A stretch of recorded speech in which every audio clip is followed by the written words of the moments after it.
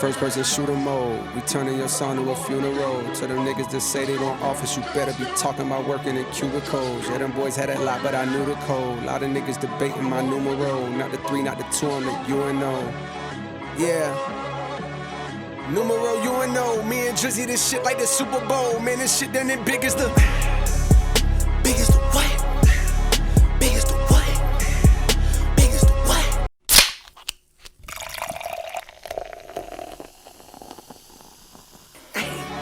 Big as the Super Bowl. Niggas so thirsty to put me in beef. Dissecting my words and start looking too deep. I look at the tweets and start sucking my teeth. I'm letting it rock cause I love the mystique. I still wanna give me a song where I be. Can't trust everything that you saw on IG. Just know if I diss you, I make sure you know that I hit you like I'm on your caller ID. I'm naming the album The Fall Off. It's pretty ironic cause it ain't no fall off for me. Still in this bitch getting bigger. They waiting on the kid to come drop like a father to be. Love when they argue the hardest MC. Is it K-Dot, is it Aubrey or me? We the big three like we started a league. But right now I feel like Muhammad Ali. Yeah, Muhammad Ali, the one that they call when they shit ain't connecting no more. Feel like I got a job in IT. Rhyming with me is the biggest mistake. The Spider-Man meme is me looking at Drake. It's like we recruited your homies to be demon deacons. We got them a 10 in your wake. Hey, how the gang got away from the bars, man. This shit like a prison escape. Everybody step is... Welcome, ladies and gentlemen, to episode 123 of the Splash Cast Monday Night Raw, the Around the League edition. I am your co-host, Reggie. I'm your co-host, Norwood. Our powers combined. We are your HBCU homeboys. We are living on a prayer.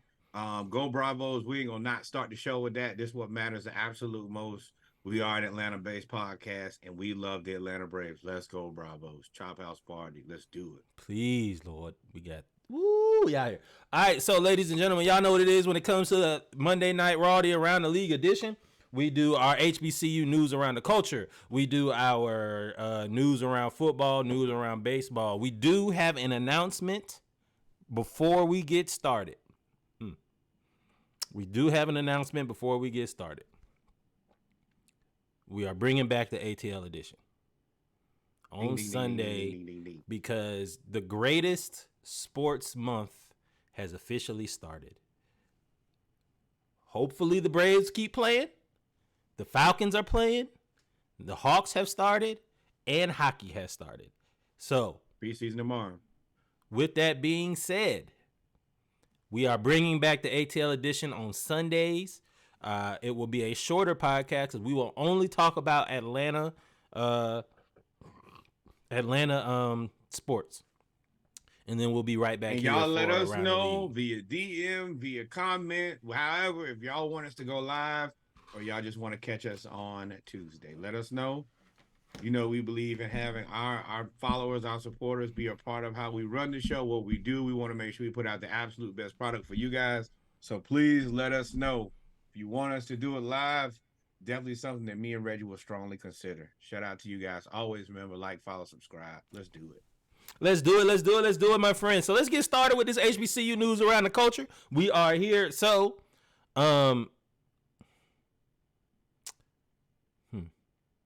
HBCUs are trendy right now. They are, especially amongst the, I don't want to call it the back to black movement, but like we always go through cycles as a culture, right? We always go through cycles as a culture where the next generation falls in love with the culture all over again. And when I say the next generation, I mean the others, falls in love with the culture, and then they grow up and they see that sometimes it ain't advantageous to be part of the culture if you don't have to, right? But right now, we are in the midst of everybody supporting HBCUs, everybody sending money to HBCUs, everybody trying to get HBCUs and the alumni to raise, what did you call it? High tide raises all ships. Of course, yeah. Go ahead. I guess for me, trendy or trending, I'm not sure. I don't think the PWIs have done a great job of soliciting African American money over the last 5 to 15 years. And I feel like now is one of those situations where we feel that our money might be better invested in historically black colleges and universities. So I agree with it. Don't get me started now. You know, the court ruling came out, said that 13 states have hidden or has not given public funding to HBCUs that numbers in the hundreds of billions of dollars. I agree with that. Consider with all the ways and the things they've done to make sure the minorities don't get into these PWIs. I mean, I kind of liken it to the way the NCAA treats its athletes. If you treat the athletes bad when they get the NIL, they're not going to care about you. PWIs, you have not made it, valuable, interesting, and I'm baseline. You don't care about African Americans. That's the simplest way to put it. So yeah, you're right. You should go to HBCUs because they care about African Americans on a daily basis. Yep. But I do enjoy, and with all that being said, I am happy that there is a movement amongst the black celebrities. LeBron has been, one thing you can hate him or love him, but he's been very, very vocal about his support of the culture. King James and Matt And he's Carter, put his money where his mouth is too. That's the other part. Like if you go look at them FAMU jerseys, they say LeBron on them. Great. So the shop is coming to Tennessee State, Hampton, and North Carolina Central. Excuse me, who? Where? Tennessee State, Hampton, and North Carolina. Oh, that's the one I A&T. A&T, sorry. A&T, my levels be low sometimes, and I had to make sure y'all heard that there was Tennessee State. It was North Carolina A&T, of course, the greatest learning institution in all the world, the Hampton University, will be hosting episodes of the shop. I think that this is fantastic. I'm excited to see who they choose for these episodes. Hopefully there will be a blend of athletes, star athletes, and people who have been instrumental in HBCUs, and this will be an excellent time for J.R. Smith to make an appearance as a person who is on a golf team for HBCU right now. I hope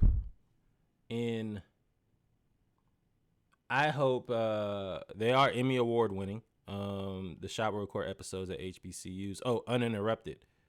It's basically the Shop Uninterrupted is a barbershop full of artists, entertainers, athletes, et cetera, et cetera. What Norwood just said.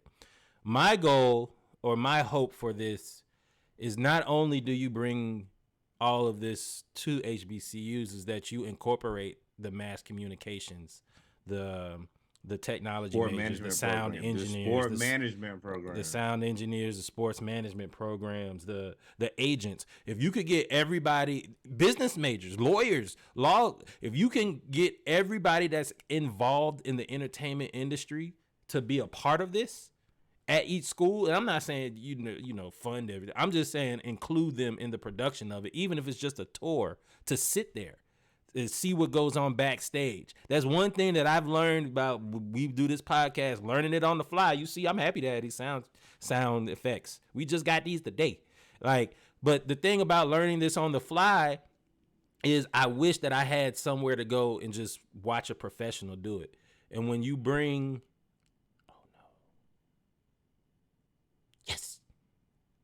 when you bring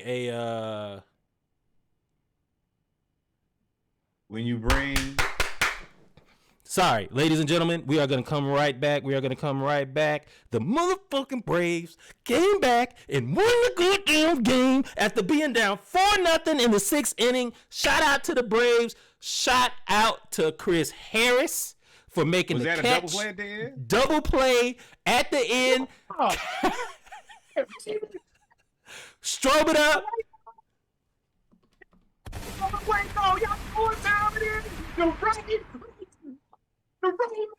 We stole the game. I'm being sad. I feel like I almost wanted to cry a little bit. Man, we back. The room. Hey, y'all see what the shirt say? Good to great, man. Woo, Lord. Y'all play too much, bro. Oh, play too much. The Braves pulled the win out, Lord. We're going to get back to HBCU here in a second. But Lord Jesus, we got to give them a round of applause. Lord, we was here sweating. We was trying to hold it in the road with no enthusiasm. We was talking. We happy for Mav Carter and the Shop and LeBron. But listen, we nervous. Dog, my brim is, I'm going to say it, my brim is moist from the sweat that was on my brow. Ladies and gentlemen, the Braves came back and won the game. We are going to Philly because we couldn't go to Philly down 2-0. Not in that stadium. You got to try to come back home. We got to take 2 in Philly. Got to take 2 in Philly. I would love to take 3 in a row and break their back. But I don't know, man. Lord Jesus, the Braves. Okay, let me know when you're ready, my friend. We are back. We are here. Woo! I'm over here. My iPad blowing. I feel like my mama. I had to pull out my iPad so I can respond. Braves won, y'all. Y'all, I've been somber. I've been trying to Bryce Harper hold it in the room. Oh Lord, the Braves won, y'all. The Braves won, y'all. Y'all talking about sports don't matter, man. I was close to crying, man. I was hurt. If we lost that game, I was gonna cry in the car. I'm gonna tell y'all that right now. You think we'd have won these 100-some games? Hit 2,000. Got the most historic offense of all time, and we about to go down 2-0 to the wild card. Like Lord Jesus. Shout out. I told y'all the Phillies. I told y'all about the Phillies. We back in the pregame. We at HBCU. We back in the pregame now. Listen. We won the game. We going to Philadelphia tied 1-1. That was clutch. Wheeler threw a no-hitter through 6, and the Dodgers are down 1-0, 2 on. Wow. Arizona might get them out of here. Oh, this is a best of 5 series. Yeah. Ooh, yeah, we was gonna lose. So we got it's 2-2-1. So we got that's the reason I was on edge. You lose that second one, boy. You real close to home. And kudos and Wheeler dealing. When I tell you, I mean, he was out there. And I was like, bruh, I don't even know the cap to you, what Wheeler. to do when he has a no-hitter through 6 or 7 innings. What are you supposed to do? He's pitching his ass off against arguably the best offense in baseball history. Kudos, respect. Shout out, Nessa. What's up, man? Though. Yeah, Lord. All right, let's get you ready. Get back to it. I'm glad the people love the rave, man. I'm gonna have rave lights in the new year. Y'all be ready for that. Y'all ain't know what to do. When I get a real light in here, that thing run down. Y'all be sick of me, boy. Ooh, shout out to the Braves. Rave lights tonight for the Braves. Rave lights tonight for the Braves, man. Thanks, supporters. Ooh, my brow, Lord, my brow. So we back HBCU news around the culture, Lord. We up here wiping tears away. But shout out to LeBron in the shop. What was I saying? Oh, I was saying I hope that they incorporate the HBCU students that are there to learn and grow and possibly further their career in entertainment or broadcasting or whatever venture they want to do. That would be my ultimate goal for that. As many contacts as possible, man. Meet them people. You just get the email address, phone number, whatever it is. Man, that is a big step in the right direction, specifically for the Uninterrupted and the shop that's interested in African American people and interested in HBCUs. Kudos, more of it, and more wins by the Braves, more black baseball, Arizona more baseball. Is up, period, baby. Arizona's up 3-0. In the first, top of the first, 28 pitches. First pitching again, is it? Sneaky, what's good, brother? All right, let's move on, man. Hey, we've been telling y'all, we told y'all on Saturday that this might have been the game of the week in the SIAC. Benedict College remains undefeated with a comeback win over Miles College. They are undefeated. I don't think they've lost a regular season game in like almost 2 years. They are playing out of their mind. I am excited for Benedict. I am so happy that they're doing well. It was a good game. I almost went to this game. Not gonna lie to you. I almost went there because it's not that far from Atlanta. Shout out to Benedict. You know, we got love for you. Family worked there. Family went there. South Carolina. You know, we all both splash. Keep winning, man. Keep kicking ass. We support that. And hey, y'all, like Reggie told y'all, keep an eye on that coach. Oh, he out of there. They about to fire that coach from Southern today. They gonna fire him this week. Especially if Grambling is out here playing well. Grambling State's Miles Crawley, through 5 games, has 1,100 passing yards and 10 touchdowns, as well as 2 rushing touchdowns for Grambling State. Grambling is playing really, really, really well. I think they beat Alcorn. Was it Alcorn this week? Or was that last week they beat Alcorn? Either way, they played really, really well, and Miles Crawley through 5 games is playing out of this world. Southern, that Bayou Classic ain't looking too pretty right now. And I'm gonna tell you what makes me really they sad lost about to this Alcorn, is 25-24. What really makes me sad about this is Hugh is quietly the quarterback whisperer. He get over there and he gonna make you a legitimate quarterback. And if you remember, I don't know if y'all saw the documentary on BS High, and they talked about how their quarterback was supposed to go to Grambling, but because he was ineligible, he didn't make it.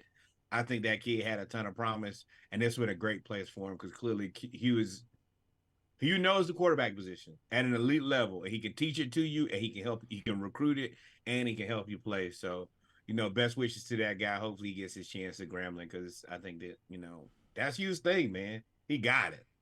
Yeah, man.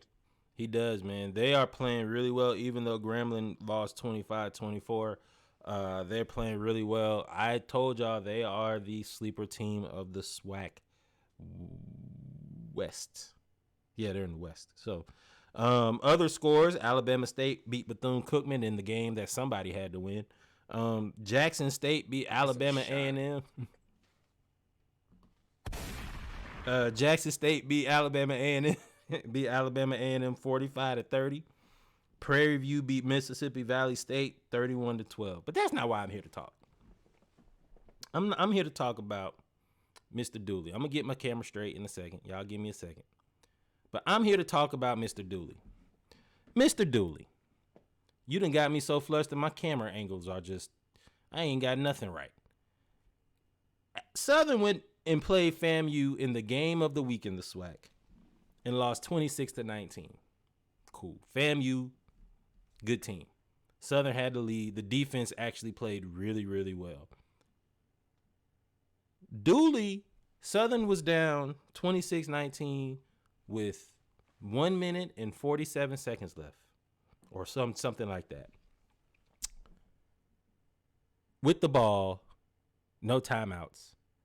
On first down, Dooley runs a draw. A damn draw. We lose yardage. Of course, they pile up on us. We lose 30 seconds. His response was, well, you got to take what the defense gives you. No, the hell you don't. In the fourth quarter with 1 minute and 30 seconds left, you run a draw from your own. Listen, in the words of Norwood's cousin, fire the coach. No, that's my Uncle Curtis. Fire the coach. Fire the coach. He got to go. He parlayed. Fire the coach. He parlayed his way into this job. Everybody over there at Prairie View was kind of like, hey, we told y'all we was getting rid of him anyway, apparently. And he parlayed that into coming to Southern and got the job. Southern University. If you don't go to Benedict and get their coach, I ain't coming to another Bayou Classic. I ain't going. If y'all don't go, he was the offensive coordinator at Southern before he went to Benedict.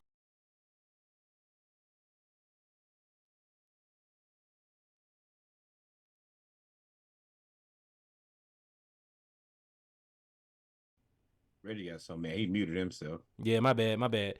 He damn. Y'all need to go get the coach from Benedict. I'm so angry that we lost to FAMU. They banned didn't even show up. For all y'all FAMU people that was in my DMs, old FAMU, but I don't care.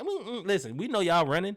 Y'all done come to Tallahassee. Man, we done been to the Battle of the Beds, kicked y'all ass. We done been to Tallahassee, kicked y'all ass. Y'all keep, every time y'all talk about Southern, y'all talk about y'all band director from 1930-something. You know that somebody kicking your butt when you talk about the history. Way back, the long time. Listen, bands, listen.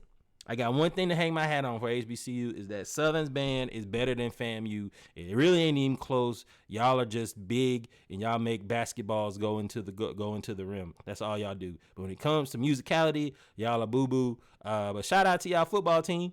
Y'all beat Southern. Get Dooley out of there. I digress. I don't have nothing to say. You got to do better. You got to win the games that count. And you can't come up with these soft responses when you lose. You don't coach that way. You don't coach it. You're not going into summer practice and telling these kids, "Hey, man, you got to take what the defense gives you." All them You damn have to go suits out. you got on, bro. You need to coach. You're right, and that Gucci suit don't help now. Well, yeah, you're not coaching in the summertime saying, "Hey, take what the defense gives you." You saying, "Hey, go out there and knock his face off." So you need to coach.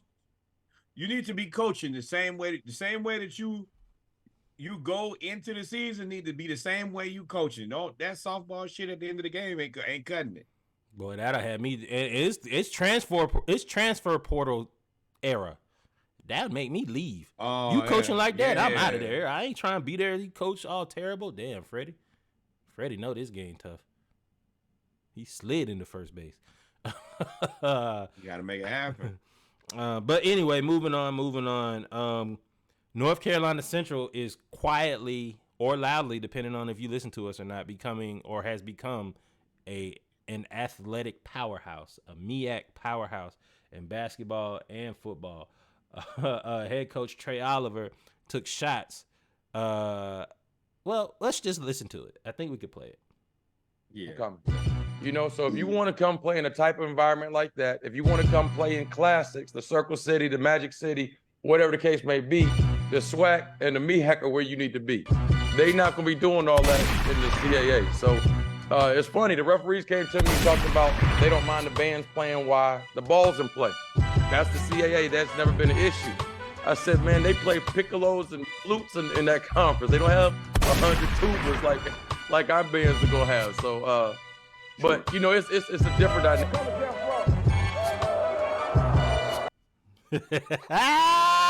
I love it. And just to let y'all know, North Carolina Central is in the MEAC. They went to the CAA and played Elon. Elon I believe they beat Hampton.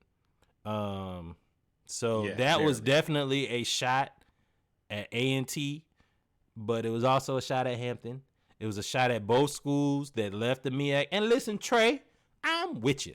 Y'all shouldn't have left the black college, the black conferences anyway. Come on back. The only way you can stop them is just beat them. Now, the MEAC, I hope y'all got yourself in order, because you should have been in order for us to leave in the first place. But, hey, man, the only way to shut them up is to beat them. Now, this is a unique situation because I would not respect most people nor give them the time of day to talk. But North Carolina Central has been a very good program for the last couple of years, and a lot of it is because of him. But with that said, I understand why A&T and Hampton left. The MEAC doesn't do a good enough job of taking care of its in-house business. Me and you get on here and or talk marketing every week, itself. I said, or marketing itself.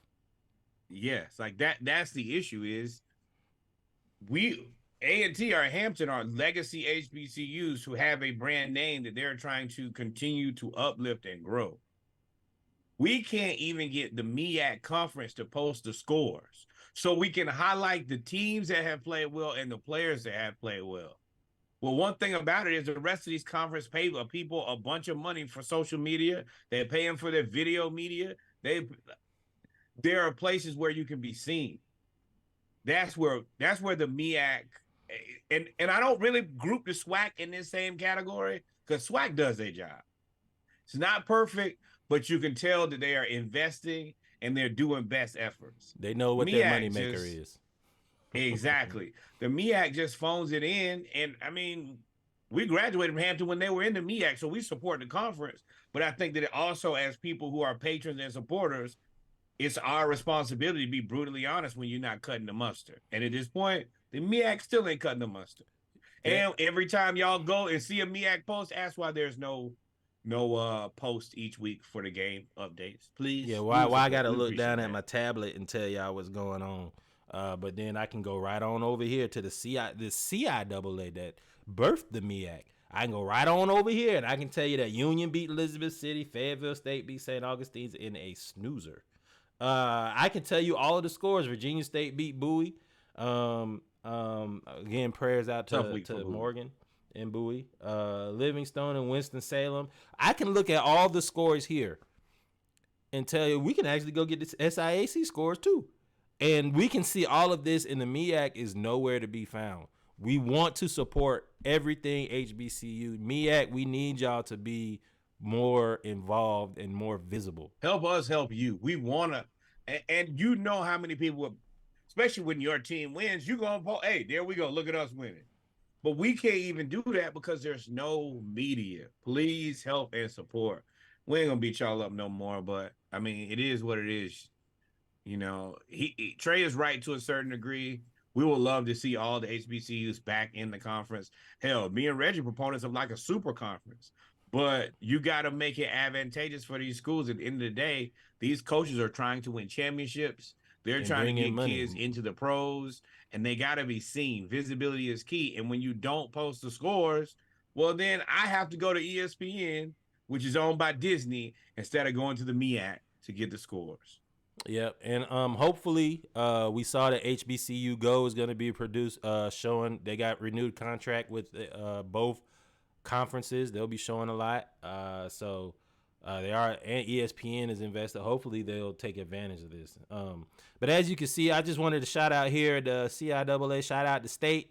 That's my wife's school, 44-16 over Bowie. Shout out to Virginia State. Also, we want to send thoughts and prayers out to Bowie. Unfortunately, after the Morgan shooting, they invited everybody to come to Bowie to their homecoming, and unfortunately, over the weekend, they had a shooting there too. So, more thoughts and prayers, man. Y'all stop taking guns to homecoming. Come on, man. It's homecoming, dog. What y'all doing, man? And you know you're drinking in the first place. Leave your gun at home. Yeah, you can't do that. SWAC scores. Bethune-Cookman lost. Oh, he already did the SWAC score. Sorry about that. Yeah. Kind of went off on a tangent earlier, but let's get the FCS coaches poll. South Dakota. Well, the reason we State. really put here is FAMU is number 16. They're going to continue to rise up in these polls. They're going to continue to play well. And that kid, Musa, he is putting together quite a season. And it's going under the radar because Deion's gone from HBCU football.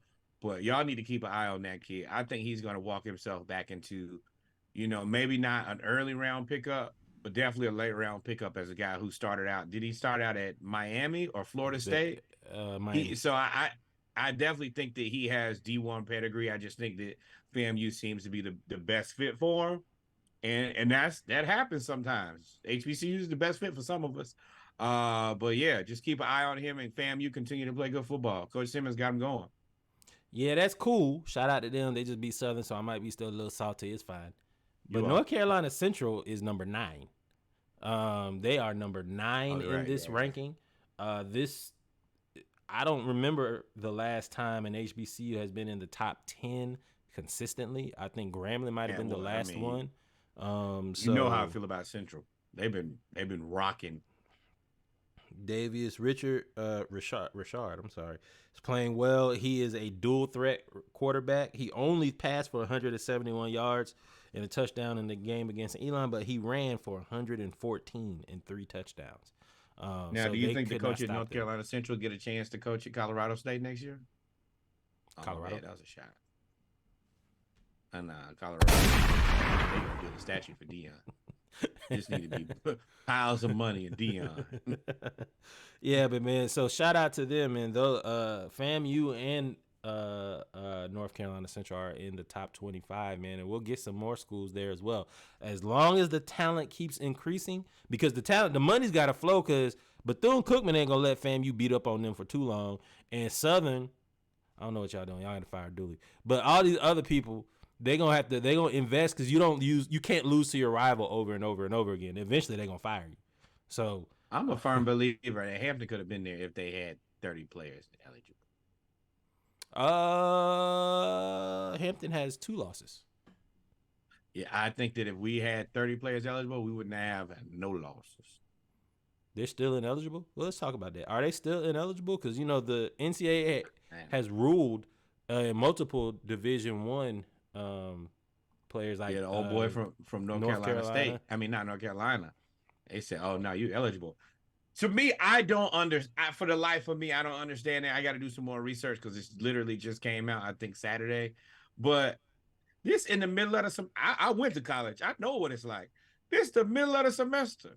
And nothing happened today that make me eligible. Either I was eligible back then and y'all didn't look, or I ain't eligible. But I know how school goes. The ad drop period is long gone. It's gone. We have midterms. Yes, you had homecoming last weekend. 2 weekends ago. Yeah, 2 weekends ago. How you get to homecoming and then be like, oh, I'm eligible? Boy, no. As a person who's in an organization where your academic standing is extremely important, you don't just mystically get eligible. No, that's not how that works. Either you got the grades or you don't. You don't got the grades. See you next year. For both, football, for all of it, really. For really everything. Choir, fraternity, sports. Hey, we don't play with the eligibility grades. issues. Thoughts and prayers, my boy. HBCUs already getting underfunded. You know they getting over policed. Ain't no way we bending no rules. No, sir. No, sir. Let me see. And I don't care what you. Let me see what the transcripts say. Don't show me nothing that you done doctored up, buddy. I've been doctoring. Dr. Doolittle, Dr. Seuss, all of the doctors. But no, let me see that from the school. I paid a little $10 for it, the $15 for your transcript. Yes, sir. But we'll be right back, ladies and gentlemen. We come to the end of the HBCU News Around the Culture segment. We talked about the MEAC scores, SWAC scores, CIAA, FCS coaches poll that has 2 HBCUs in FAMU and North Carolina Central in the top 25, with North Carolina Central being in the top 10. The shop is going to be producing shows at HBCUs. I hope, and we hope that they incorporate all of the students. And, of course, Benedict. Keep rolling, Southern, fight the coach. Now, I told y'all, and I ain't going to stay here long. We're going to get to it here soon. But there's a specific team that I tell y'all has been gas station sushi for 30 years. And I told Reggie that they was going to lose. Who? We're going to get to it soon and very soon. But I predicted quite the upset. We're going to get to it. But I told y'all I don't believe in them. And then this will be the part next season. Top 5. Preseason top 2. Yeah. They got a lot of tight ends coming back. Will come knocking on your door, and you will trick it off like you do every year. It's in a conference, you chumps. I got a whole new burst of energy. Braves one, baby. Brave. Oh, man, we'll be right back. Y'all stay tuned.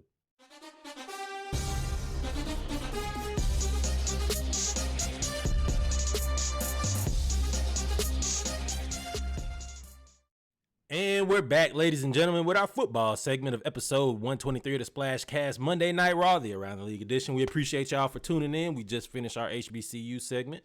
We had a few good things to talk about, and we finished our Braves pregame, which was just the Braves winning Game 2 in a best-of-5 series. We'll leave the light on for you like Tom Bodine. So shout out to that, man. But now we just did our HBCU segment. Again, fire the coach. If you Southern, just rip the Band-Aid off now. Now we're going to go to our football segment of episode 123, starting out with college football. But before we do that, let's go ahead, and this was kind of unexpected, but not really, because everybody's up there in age. Dick Butkus passed away at the age of 81 years old. 80 years old. He was turning 81.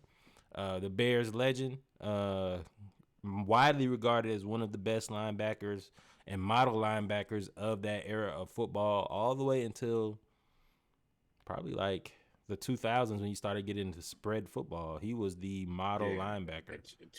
Until like Ray Lewis. But just one of the toughest individuals to ever play the game. Widely respected, loved, respected, but just a consummate football player, excellent football icon. Rest in peace, man. You mean a lot to the game. You did, man. Life well lived. Let's move on. So before we get to all these scores, well, not even scores. We ain't going over all the scores. We're gonna go over the gas station sushi, but Utah football gifts every scholarship player. They ain't put that on the little saying, but every scholarship player got a truck. I got a brand new truck. You walk through on an NIL deal. Hey, get a ride. Everybody got a car. I don't want to hear that. I ain't got no car shit no more.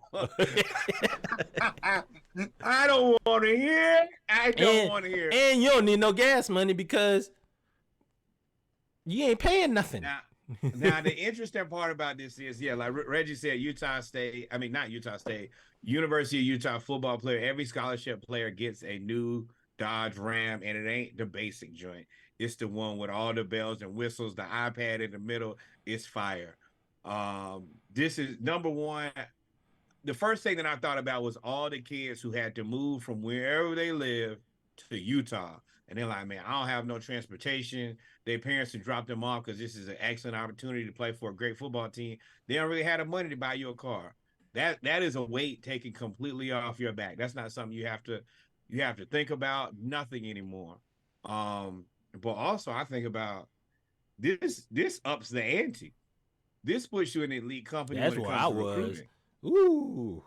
Well, I mean, I'm happy for the less fortunate people who now, like, that's one thing you don't have to worry about. And having a kid in college, and it's Utah too. I mean, you know how, that ain't really. It is what it is, man. We're gonna keep. Go ahead. I be stepping out on the ledge all the time. Say what you say. What's on your mind? What? It's not what. It's not a place that a ton where of us we are. Where we are. Yeah. and I could see how that could be extremely concerning to a parent, and then be like, oh well, I got to drop you off with no like transportation or nothing, just kind of get it how you live. To oh nah. Now, if I'm Utah State, it's over. I'm tight. I can't recruit against everybody. Get a truck. You get a truck. I'm not Oprah. Hey, some of y'all might have to bring that truck home too. Now, now what are the rules? Where your truck at? Where your truck at? Well, my mama took. The other part is, what about if you're not doing what you're supposed to? Your parents might. I know my mama. Hey, sneaky, you right? Right. Know what you doing with that? Sneaky, you right. Prime got school sweating. Oh, the money is up, baby. And if you don't got the money now, you gonna lose. Let me be very clear about that. You got to have coaching and money, and Utah got both of them. They constantly have put together a solid team over the last specifically like 4 or 5 years, and yeah. Now, where they gonna be next year? Because it ain't gonna be the Pack. Are they Big 12? Big 10? No, they're not going. It's just I don't know where they are. But Sneaky, you brought up Deion and Prime. Do you think? And I'm gonna ask you, Noah. Do you think this rule about not being able to take pictures on unofficial visits is directly a response to Deion? I think so. Big 12. For me, I don't think so. I think it was just ill-timed. I'm actually pretty tired of seeing these kids go to 35 different unofficial visits to go take photos like they had the stupid kid. Well, not the stupid kid. Florida stupid with the daddy kid jumping on glass. No, jumping on glass. So like it's just become more of a spectacle. And I don't think at the end of the day it helps the kid actually make a better decision. Do you really need to go to 30 colleges to figure out which one? No, it's just I mean,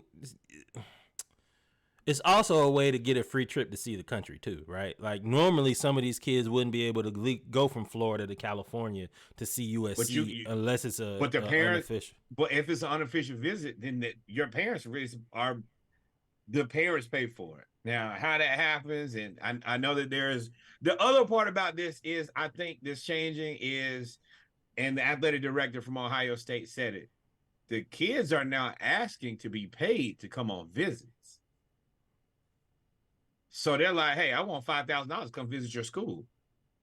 Yeah. Why not? Why not? The athletic director asked $5,000 to come speak at a school. Why not? You want to speak to me. I got to pay you to speak to you. You got to pay to speak to me. This is what I like about NIL is that everybody is now figuring out that they are the commodity.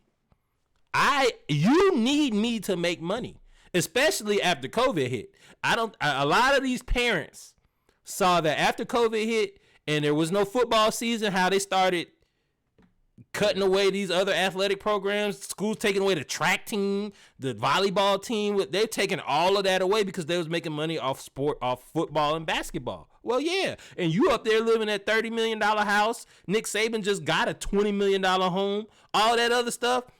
If you need me, yeah. If I gotta pay you to come speak, then come pay me to speak. Yes, you're right I'm all about for that part. But then there's also the part, like you're right. The head coaches, they get paid a ton of money. But the people who run like the sports information, run a sports marketing program, they don't have that much time. Nor do you got like. That's the one part about like I've worked in sports operations, so I have a little bit different view of things. If I have to like set up 30 different, I got to set up a photographer for 30 unofficial visits. I got to get those photos. Once I get them, I got to get them all mocked up. Like who's going to do that? And then you're only doing it for the kid to waste your time. Like, so a bunch of resources just being set on fire from people who don't get paid a ton of money. But the money that they make off of one 5-star recruit that's going to come play, like Texas, all them unofficial visits, I guarantee you was paid. First of all, it was paid for by the boosters. I'd first off. Second off, the money that you make from Arch Manning going to Texas, all that overhead, that's all you just named overhead. That's overhead. Paying all of that. The investment, I'm investing in the pictures and all of that other stuff because of the return. Not only, and they also using that, I think this is why I say it's a shot at Deion. Because Deion used those pictures. Like all the other stuff, they got new locker rooms, they were doing all of that. You use photographers for that. Like you use photographers to show the coach. Yeah. But hold on, Deion brought in the Louis bag, the Lamborghini, the this, the that, the third. He started bringing in more flamboyant things, and that's funny that's when the rule comes out. They weren't even talking about this before. It wasn't even a discussion. You're right. Like you have the team photographer, but the team photographer can only that's where I'm saying like your budget is going to have to like double and triple. Because that guy still has to do his content, and he's in season.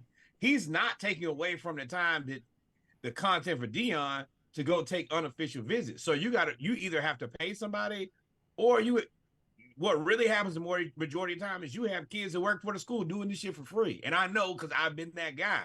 Like, oh well, that's bad. That's whatever. Can't do that no more.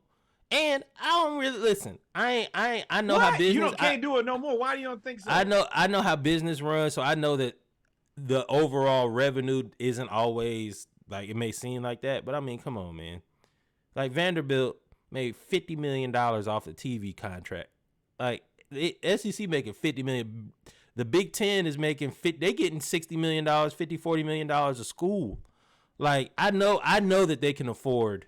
That I don't believe that this was a crackdown because they're tired of seeing this. I don't think any of that. Well, because then that's you need exposure. to pay your sport marketing guy. You need to pay your sport marketing guy like a guy in the pros. Then you need to pay him probably $150,000, maybe $200,000. Those people not getting paid that right now. Like that ain't. Them people get sold them jobs and be like, oh, you work in sports. Oh, you want to. Oh, Vanderbilt, you want to be able to be on the SEC sideline every week? All right, we'll pay you $45,000. Well, I mean, and you want me to take all of these photos and set all of this up, man? I just have. Well, to me, the answer. I understand the other part. The answer isn't take them away, like that has heightened the appeal even more.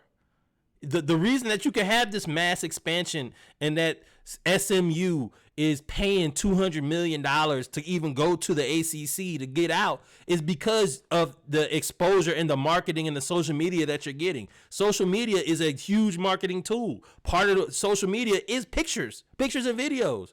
Why? I don't see the issue. To me, this is definitely a response to Deion. This is 100% response to Deion. They talking about changing the way the transfer portal is now. They ain't say nothing when Sonny Dykes went up there and swapped out 60% of his roster and made it to the NCAA made it to the championship game. They ain't say nothing about that. Like all of these rules are responses to because they are threatened. I ain't gonna lie to you. They are threatened to me. But my thing is, Yeah, I don't think that Deion is the guy you should have been watching. Like what Deion did was good enough, but he just made a bad team a mediocre team. That happens every day in college football. That's not.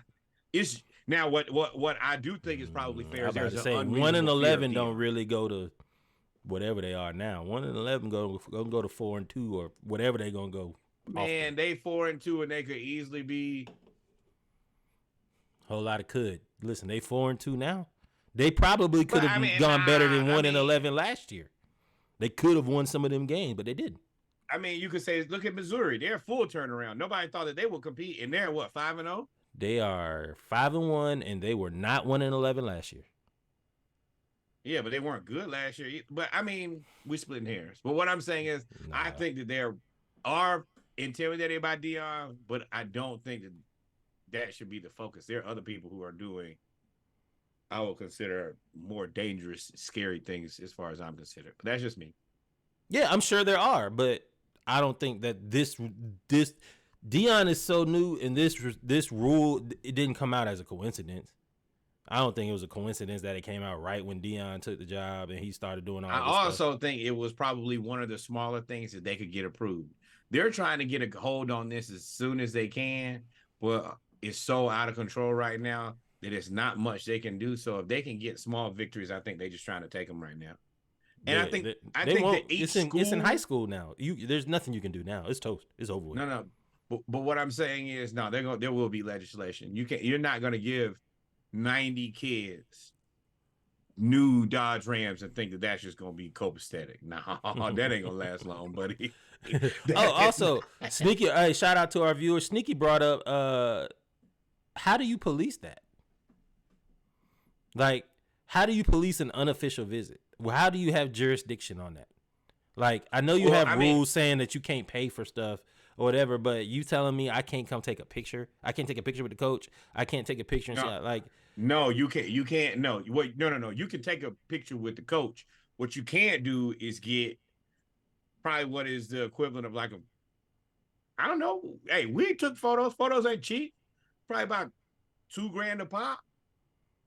No, they're not gonna allow you to do that. Like, yeah, okay. I feel like now every kid that's really good has visited everywhere, has a picture in every jersey. We are the era of blue chips. This is blue chips. This is all it is. Like you gonna, yeah.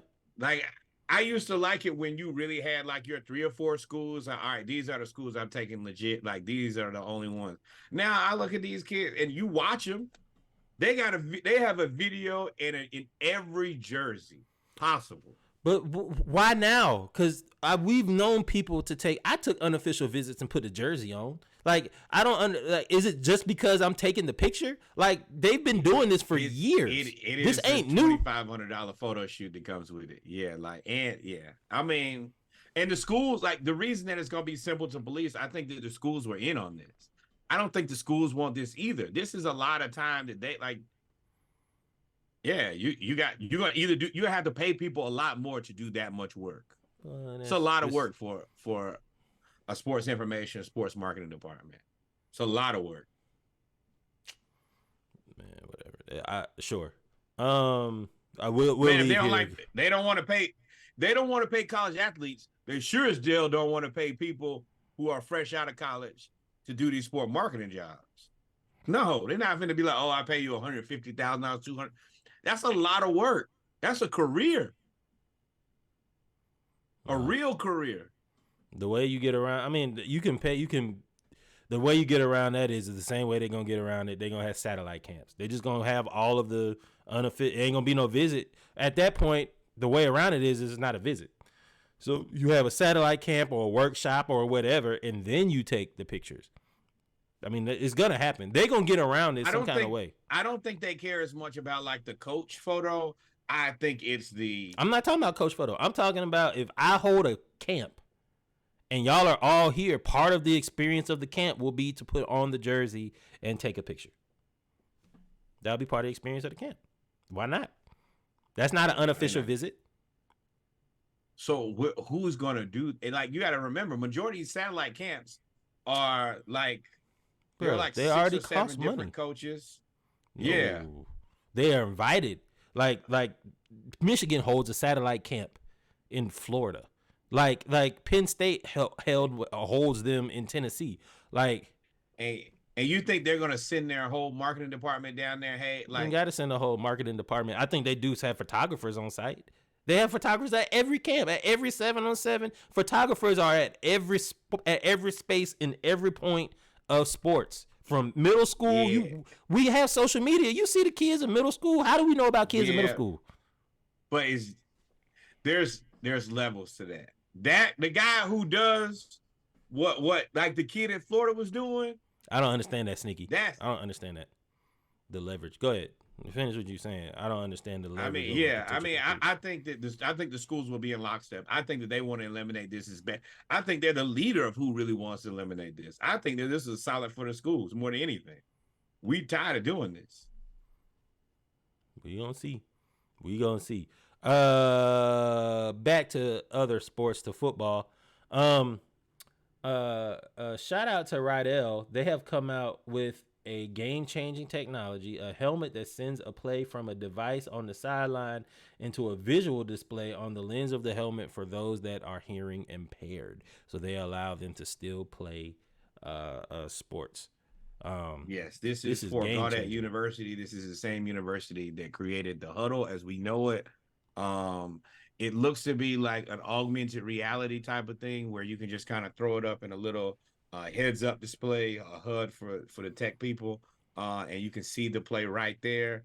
And then my thing is, how long before the NFL decides to do this? I mean, I'm sure they'll do it pretty quickly. I mean, why wouldn't you? Because basically they took the design off of the military helmets, where they have the lens here, or the ones that you see on TV, where they have the lenses over the eye and you can see the plays come in. So that's what they're doing. I don't know how many hearing impaired players there are in the NFL.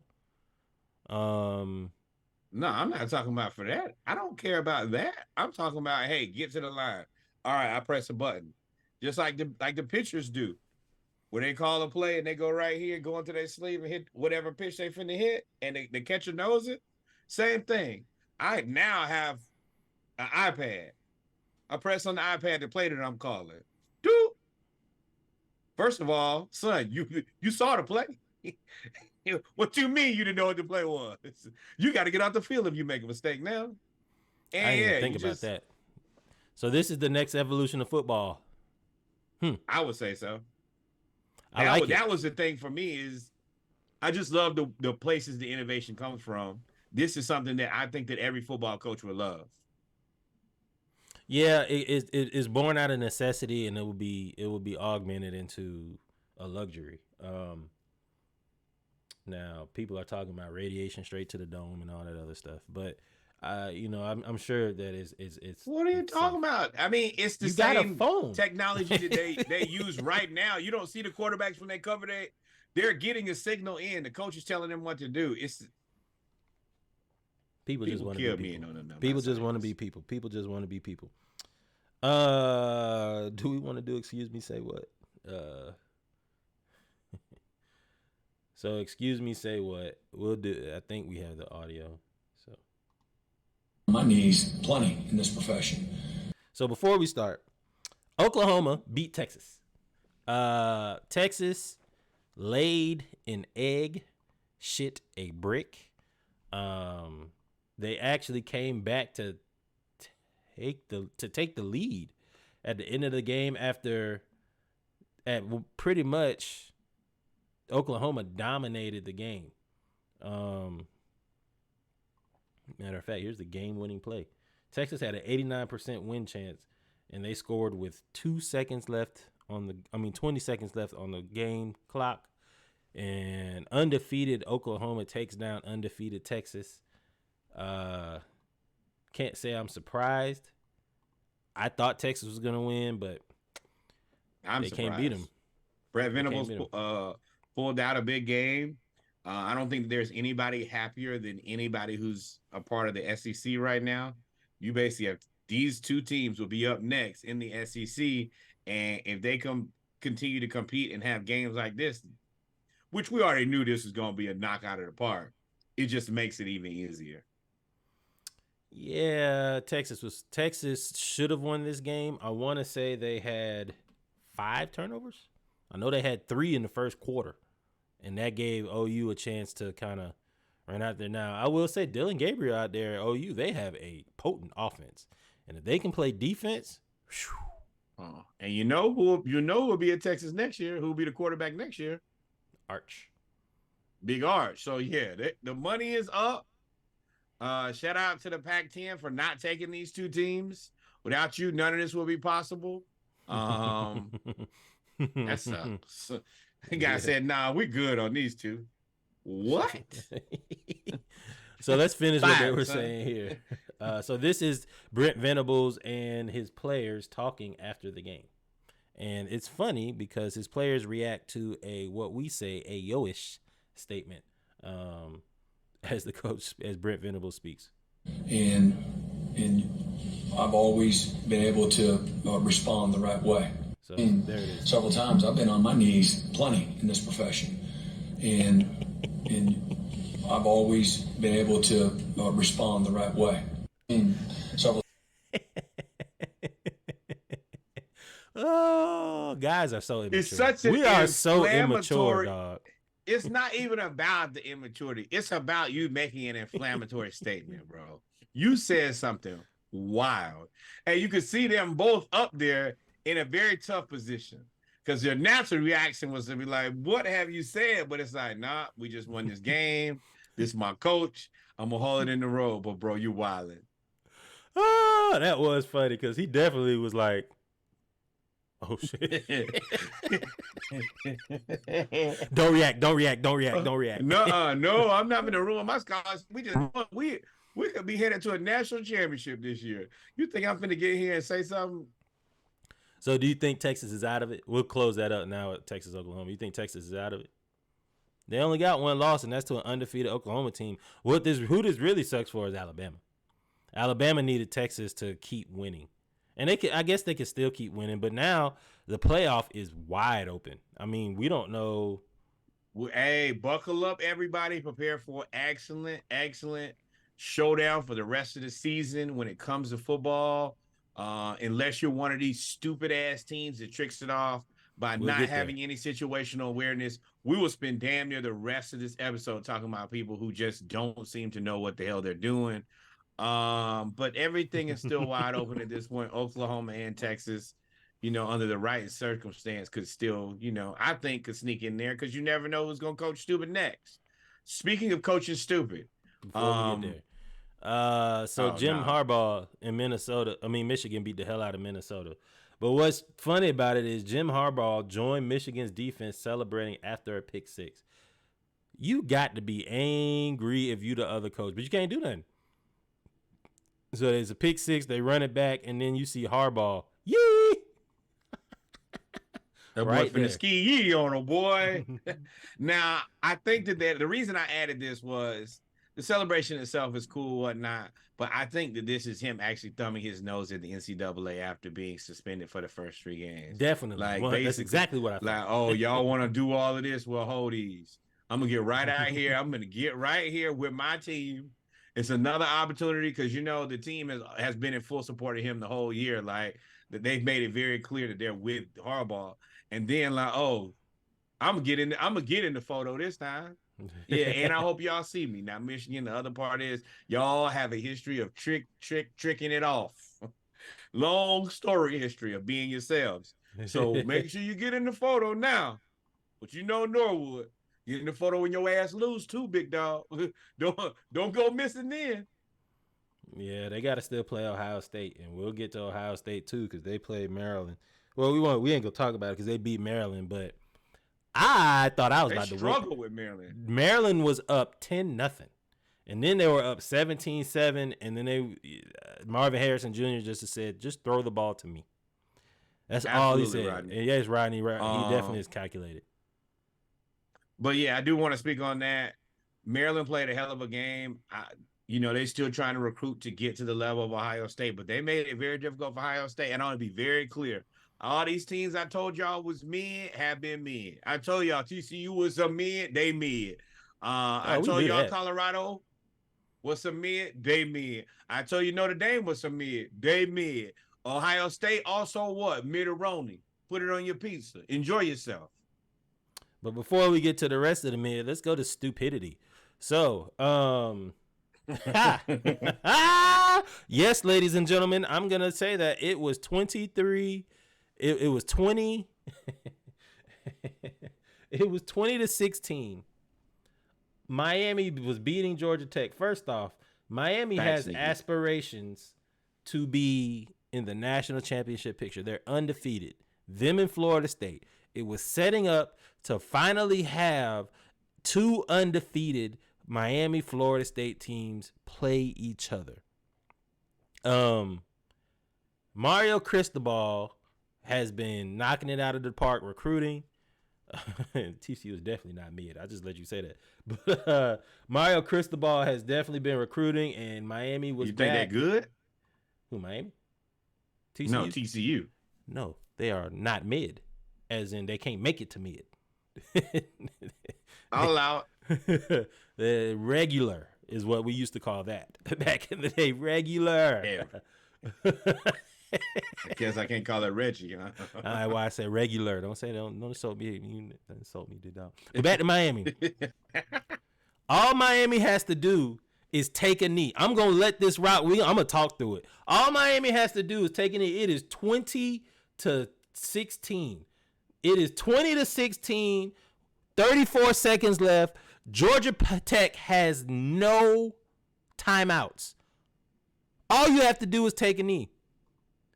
They ran a draw, a power, and of course, they fumbled because the running back was laying on the defender, and when they fumbled, Georgia Tech gets the ball. They review it. They uphold the penalty. Uphold the fumble. It is Georgia Tech's ball, 34 seconds left. And this is what happens. With 2 seconds left in the game, Georgia Tech runs a play.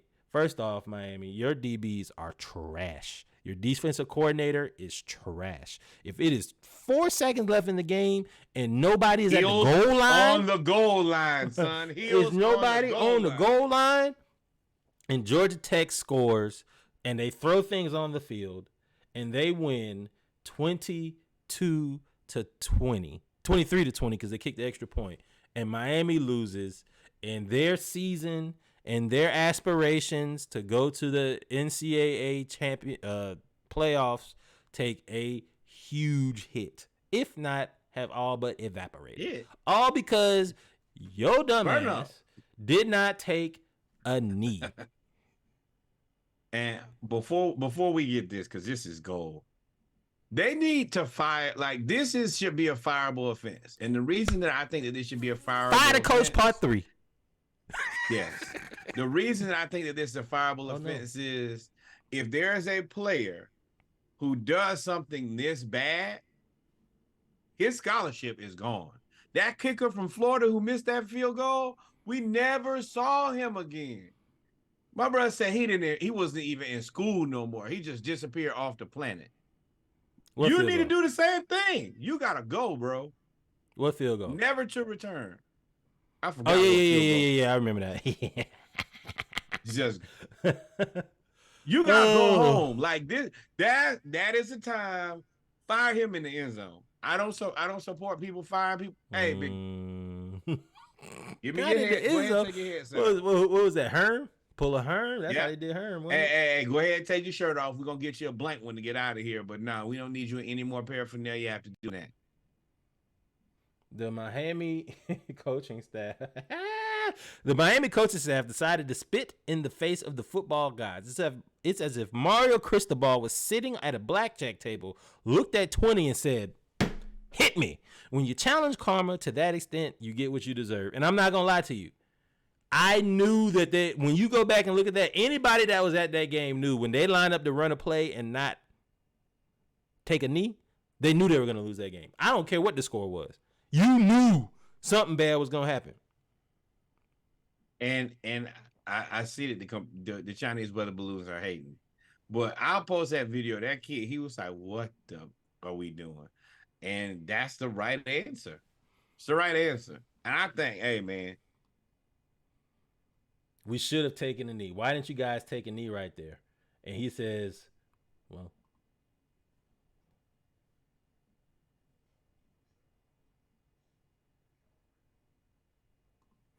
Well, what the hell are you talking about? Recalibrated. Now, this is the one thing that I will say. I respect him for owning up to it. He didn't shirk his responsibilities. He didn't blame it on something else. I mean, because the other part about this is Miami, you really had no business being a game with Georgia Tech, to be completely honest. But even more, he did stand up and say, hey, I did something dumb. And we all do dumb things, but I at least respect the people who will stand up in front of everybody and say, yeah, this is dumb, my bad. Don't make you feel no better, but I respect the man for it. Boy, hell no. I don't respect you. Hell no. You can't get mad at the bank robber for getting caught and then saying, ooh, I was robbing the bank. No, you got caught. You can't blame nobody else because your dumb ass did that. You are the head coach. You got to go talk. You can't duck the media. It is in your contract that you have to go talk to the media after that. I ain't giving you nothing. You are dumb. Ain't no way you're not dumb in real life. You made a dumb play. You made a dumb decision. You had a dumb 5 minutes, and it's going to haunt you for the rest of your coaching career. This is something that will never, ever leave. This will always, we got YouTube now. This will always be there. This is going to be on SportsCenter, not top 1,000. It is never going away. I'm not shooting no bail to Mario Cristobal. When you are the head coach, it is your job to tell them to take a knee. I should have told them to take a knee. Why didn't you? What was telling you to stop? What are you talking about? We had to recalibrate. Recalibrate what? They had no timeouts with 40 seconds left. It's 35 seconds on the play clock. Simple math tell you that you take one knee or two and the game is over, depending on when they decide to reset the ball. I'm not shooting no bail. I don't got no respect for you. Until you win a national championship, and even after you win a national championship, they're gonna ask you about it. Thank you, Nessa. Thank you. Don't nobody care about that. Oh yeah, I owned up to it. You suck. He said they might need an investigation. Boy, after all the investigations Miami been through, you can't. They don't need no more. They don't need no more. They don't need no more investigation now. They keep finding skeletons. Every time they go look at that closet, that skeleton come right on out. Dang, another one? Well, let's go here then. We'll come back to the favorite that won. And we'll go to let's talk that shit now. Let's talk it. Let's talk it. Let's go to gas station sushi. Woo! Notre Dame lost 33-20 to Louisville. Louisville dominated this game so much that they are now like number 8. They were unranked, or they were number 25, maybe 25. They are now like in the top 10. I told y'all this. I told you on Saturday. I said, hey, man, this it.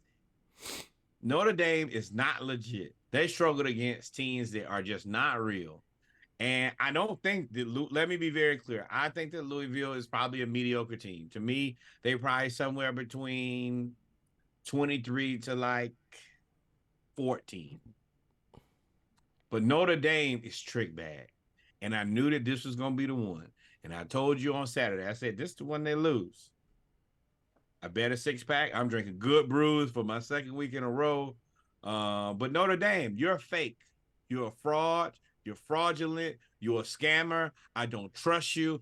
You look funny in the light. You the reason that $100 bills, they got to put that little mark on there to make sure to change the right color.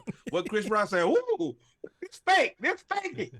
Boy, you see that? Ooh, rush hour. Not it. This ain't it. You ain't it. It's all fake. It's an illusion. Yeah, you were right. And man, it sucks for Sam Hartman. Is this the dude that got in his rib? This is the dude that wears his rib around his neck, right?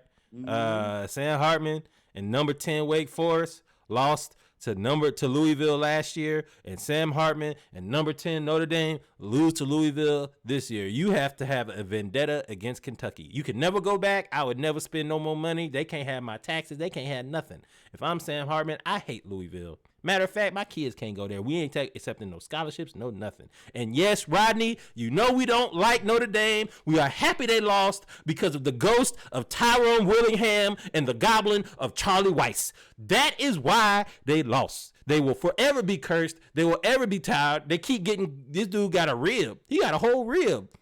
And they still can't win. Listen, they will forever be cursed because Tyrone Willingham got done dirty. Hey, get your ass in a conference, play a conference championship, and stop this scamming, sending a priest to the damn conference championship. I mean, to the conference meeting. Y'all make y'all. I think that Why? I hate. You know how bad this bothers me. It infuriates me. And then every year, what are they?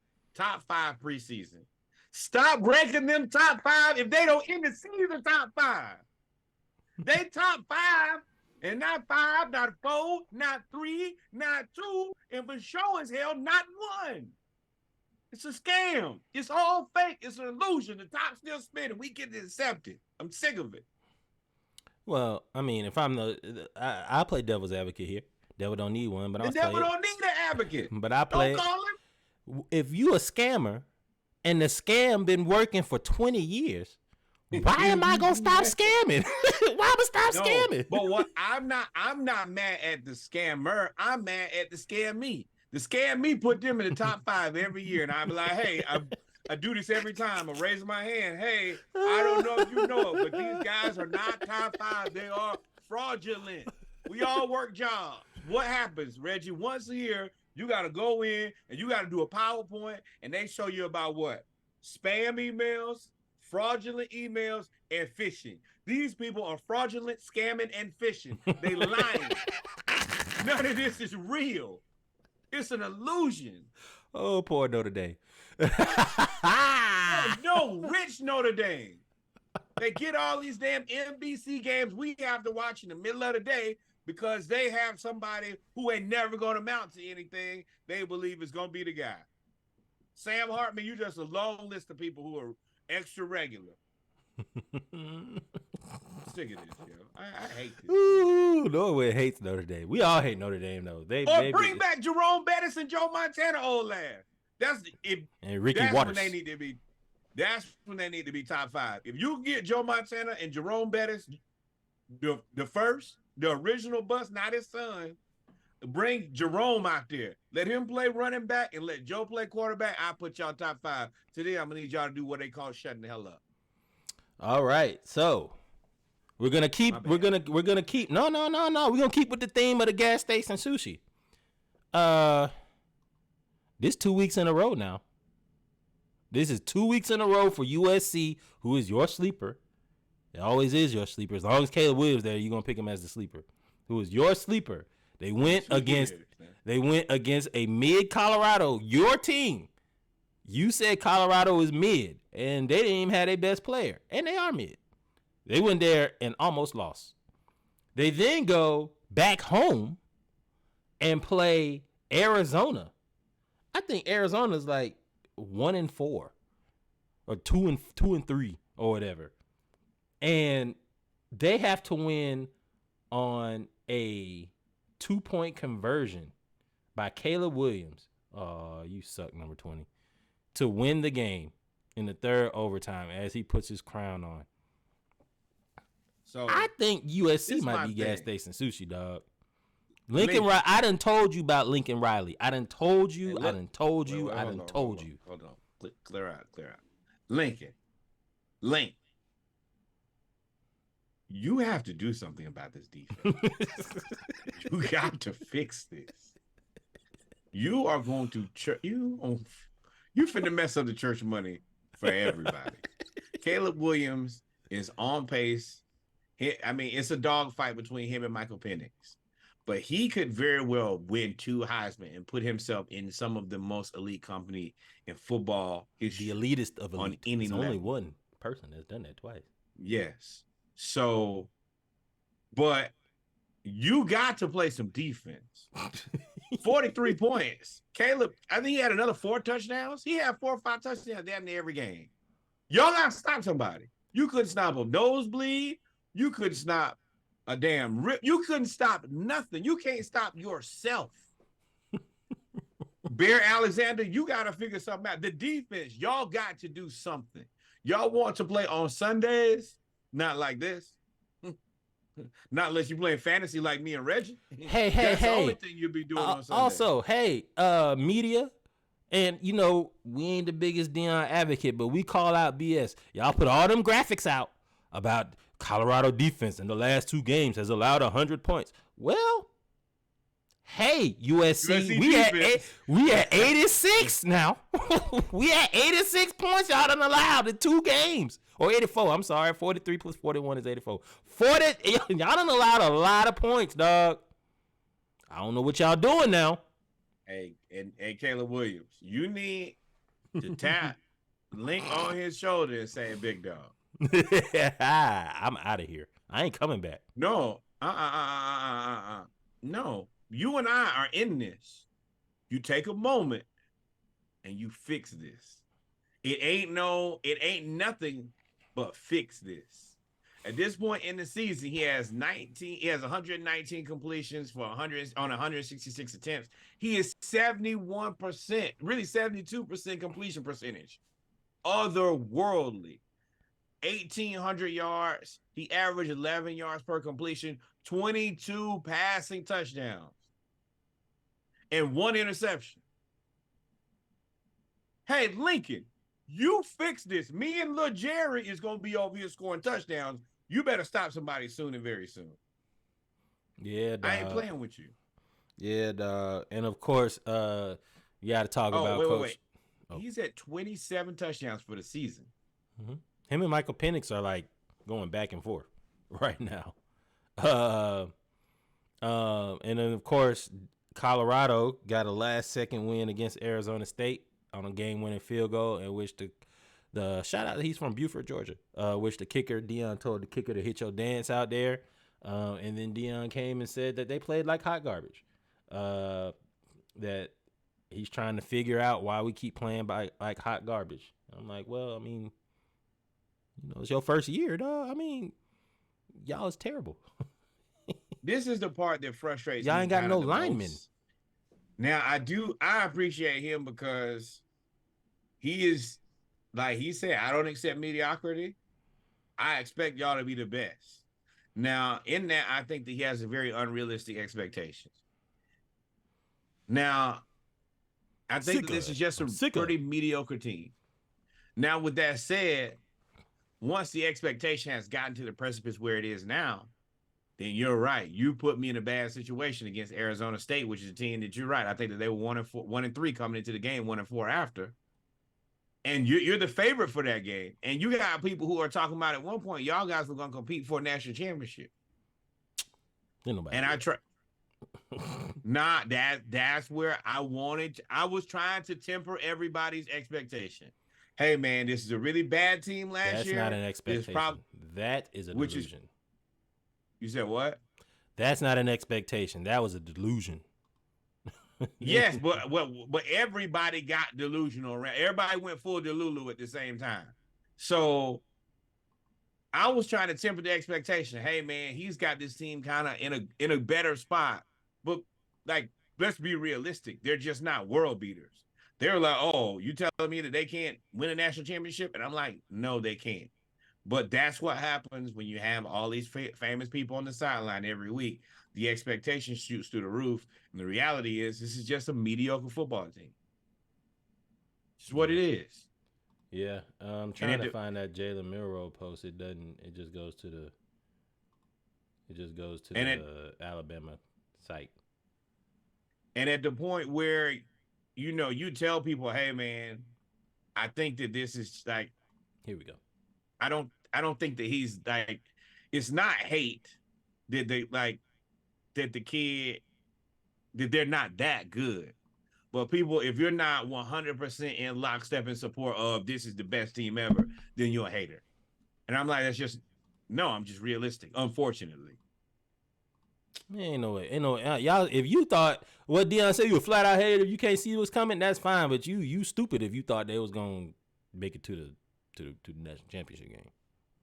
Y'all don't. Yeah, I think that, I mean, and that was my whole thing, was just a reasonable expectation. If you have a reasonable expectation, then of course it'll be, it is what it is, but they're not competing for a national championship, not this year. And I mean, maybe not for a couple years. That doesn't mean that he can't get there. But at this point with this roster, no, that's an unreasonable expectation. Yep. And then finally in the SEC, Georgia, Kentucky, Mo gas station sushi, undefeated. Y'all supposed to come and run all through Georgia's defense. Y'all had one of the top rushing attacks in the game, in the SEC and in the nation. Y'all ended up with like 47 yards rushing. Georgia put that beating on y'all. Carson Beck, and this was the first time I had nothing to say about Mike Bobo. For the first time, I had nothing to say. That was a masterful game he called, and you win the games that you're supposed to win. Shout out to Georgia. In the game of the week on CBS was Alabama versus Texas A&M. Jalen Milroe played a hell of a game. Alabama's defense played a hell of a game. And they went in there to College Station and beat Texas A&M 26-20. And as a person who I have spoken, I have requested Jalen Milroe to be benched. He was. And yes, I did not do it. Make that clear. I know people be like, oh, you did it. But Milroe, 321 yards, 3 touchdowns. Jermaine Burton, 9 receptions, 197 yards, 2 touchdowns. Y'all did it. Y'all did what was asked of you. If you can continue to play like this, then, I mean, at this point, Milroe doing the best he can what he's got. I just don't think that he's a professional quarterback. I don't even think he's really probably a college quarterback on a lot of other teams. But to get out there and do what he's doing, kudos to him, man. Great win. And then you know where my focus goes back to. Don't call me a hater. $10 million Jimbo. How many more years does Jimbo Fisher get paid $10 million to not compete for a national championship? As long as him and Brian Kelly gonna be, they in the same boat, brother. They in the same boat. Is Brian Kelly on a 10-year deal though? He's up there. Yeah, he took it. That's why he left Notre Dame. They gave him a boatload of money. And I just also at Kevin Sumlin or Jimbo Fisher. The question's got to be asked. What's the question? Who would you rather have? Oh, I mean, probably Jimbo. I'd probably take Jimbo. Jimbo's more proven. I take Jimbo. Wait now. Kevin Sumlin got fired after being 11-2. That's fine. Jimbo got a national championship on his resume. I mean, at the end of the day. Where? You talking about as a coach overall, right? Or are you just saying who was the better Texas A&M coach? What are you asking? I'm going to tell you, if Kevin Sumlin was coaching like Jimbo Fisher, he would have been a fired ass. And without we know a shadow of a doubt. Yeah, we know why. And we know. Well, because they would. You're neglecting, or you've actually commented on why Jimbo Fisher still has a job. They wouldn't have given Kevin Sumlin a 10-year, $100 million contract. Not now, not ever. But since at some point, everybody say you got to cut your losses, but you got to figure out when you gonna cut your losses. Like, you can't cut your losses after 1 year and lose $90 million. You can't. I mean, you can't do that. So they're gonna end up cutting their losses probably after next year, when it's $50 million buyout, because he's in year 4 now, right? And he's got Bobby Petrino. And this is the thing about it though, is as much as you might not get fired anytime soon, they gonna keep asking for your seat. Report: Texas A&M Jimbo Fisher on the hot seat, owed $76.8 million buyout if fired in 2023. Boy. Which means it's let me tell you, you gonna fire me and give me 3/4 of $100 million? 76 million? What your boy Ed O say? What door you want me to leave out of? They ain't firing Jimbo till they get to 50, which means 2025. Or they're gonna try to get him to leave, like just force resign. They're gonna try to fire him with cause. He is not walking. Why? And they keep getting top recruiting classes. Human nature. Yeah, it's tough, man. So Alabama won. The SEC West is now wide open because I think Texas A&M only has they have one. They have 2 losses now, but LSU went to Missouri and beat Missouri, who was undefeated, if I'm not mistaken. And they lost. And LSU came back against Missouri. There's another game. I was like, dog, I'm about to. I think we were broadcasting still. I was like, Missouri's up 10-0 on them right now and got the ball driving. And then all of a sudden, Jaden Daniels got hurt and he went crazy. You know, Jimbo living right. He going to church, Bible study, everything that he can do. I'm doing everything I can do, so they can't take this money from me for probable cause. They ain't finna mail tucker me, dog. You got me messed up. I ain't doing nothing. I live a clean life. I'm vegan. I run in the morning. I'm doing everything. I'm doing everything and nothing at the same time. Yeah, man. So now the SEC West is Alabama at the top because they're still undefeated in the SEC. They only lost to Texas. Chaos. No, it's not. That's not chaos to me. The favorites winning is not chaos. The Notre Dame losing is not chaos. That's all expected. The chaos is when like LSU plays Alabama, or Can you hear me? Florida, number 3 in the SEC East. What you know about that? Let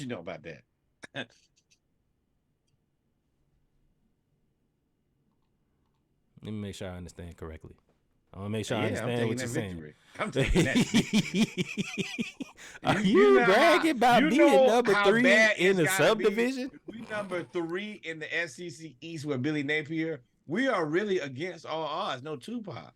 That's the part that I really feel bad for more than anything is I don't think that this Florida team is terrible. I think that Billy Napier is terrible. And they win in spite of him. Minus Graham Mertz. Graham Mertz can go to hell on too. He is terrible. But everybody else, I think that they have Anthony Richardson disease. I'm over here with this idiot, and I don't have a way out. Etienne specifically. Since you brought them up, y'all are number 3. Who's number 2? Kentucky. So is it safe to say, since it's been 3 years in a row, and you're celebrating being number 3, that Kentucky is a better football program than Florida right now? Yeah, they're ranked 24. We're unranked. What about last year? In the last 5 years, Kentucky has been better than Florida. I have a realistic expectation of who my team is. Yes, Kentucky has been better than us over the last 5 years, and they've had one coach over the last 5 years, so they're more stable than us. I ain't finna pull no punches on my sorry-ass team. I keep it real. You sorry as hell, you sorry as hell. Win some games. Yeah, man. Yeah, man. Well, ladies, do you want to take a break? You want to go straight to NFL? Let me get some water. 1 minute. We'll be right back. We'll be right back with the NFL. Give us about 30 seconds. Y'all don't go nowhere. We're going to talk about the performances. Devon Achane. I don't know. We'll be right back. I don't see what they're going to do with Miami, dog. They tough. We'll be right back.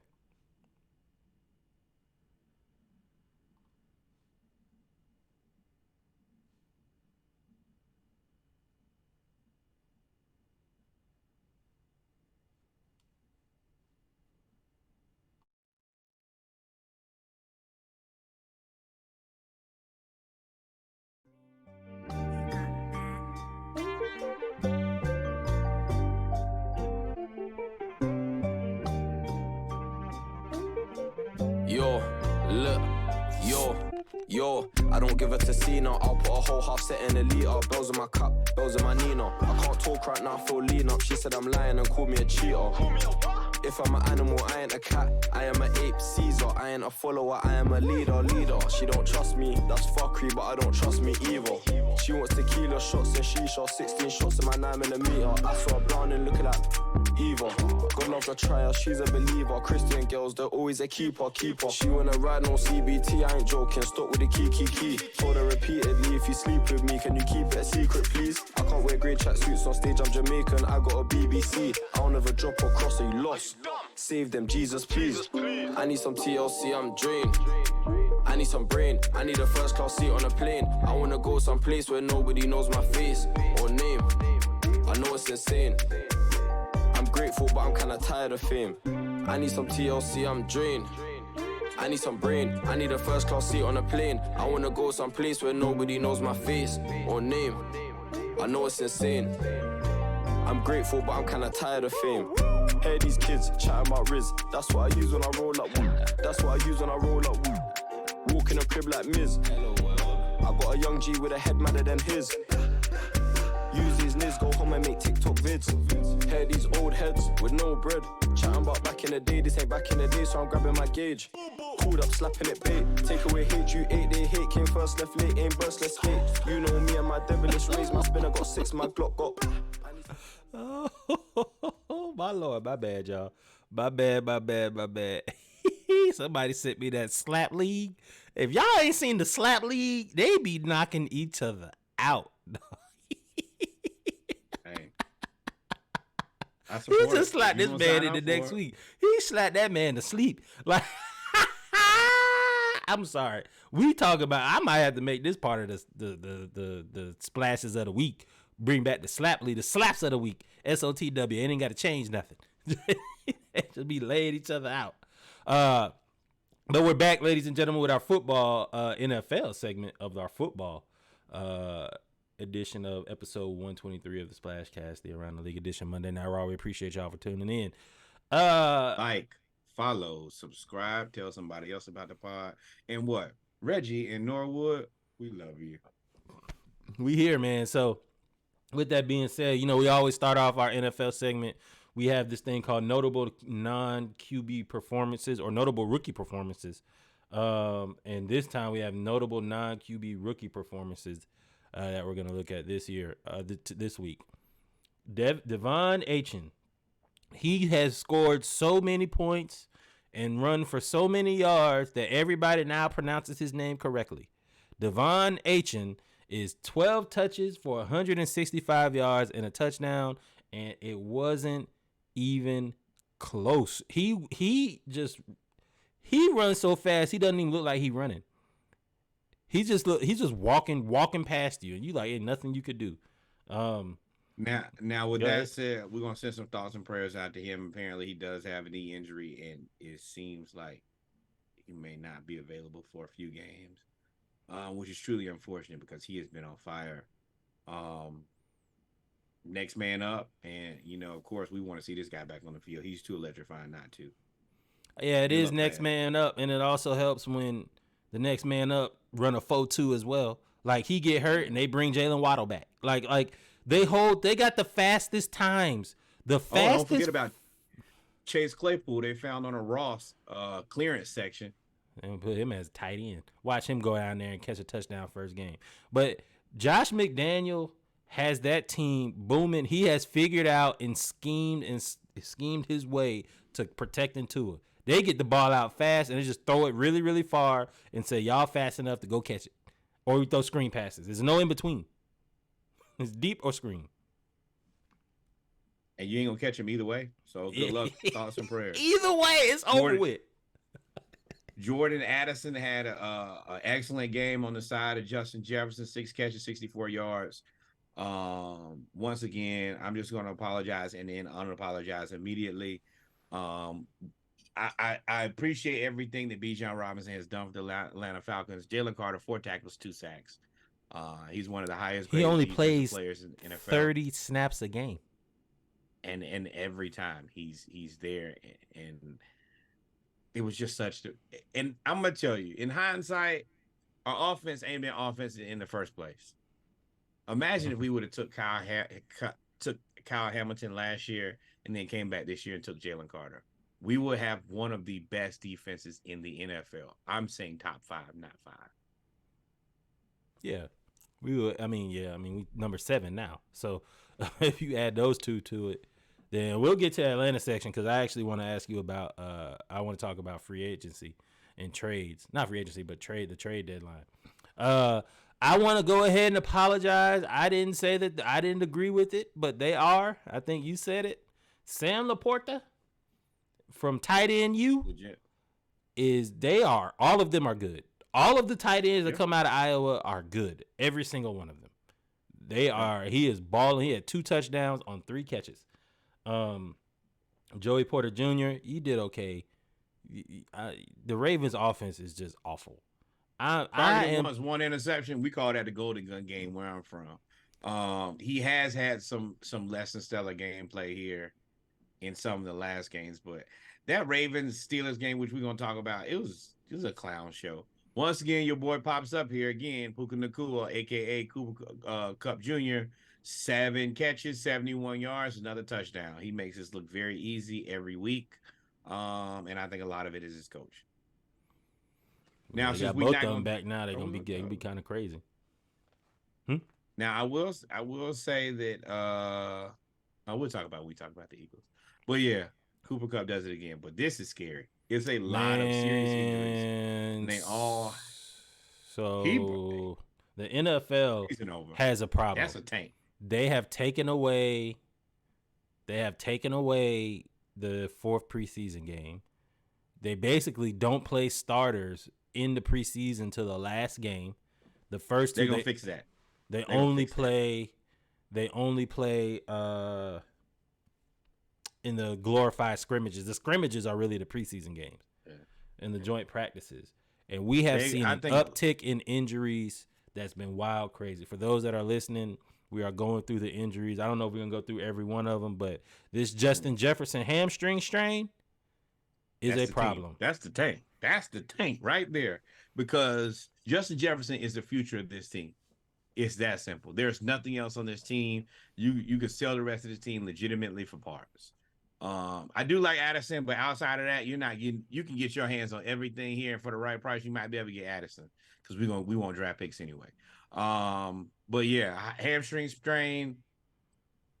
I assume them to lose whoever they play like next 3 or 4 games, and I know they're gonna take their time with him coming back because there's no reason not competing for anything this season. Let me tell you something. If the Vikings get the number 1 pick, and you put Caleb Williams in that dome with Justin Jefferson and Jordan Addison, and they actually have a decent offensive line,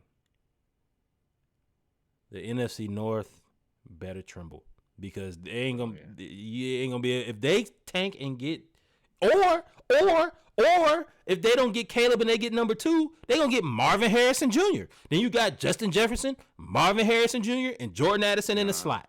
Do you take? Well, the answer is Marvin Harrison. I was gonna say, do you take Michael Penix at that?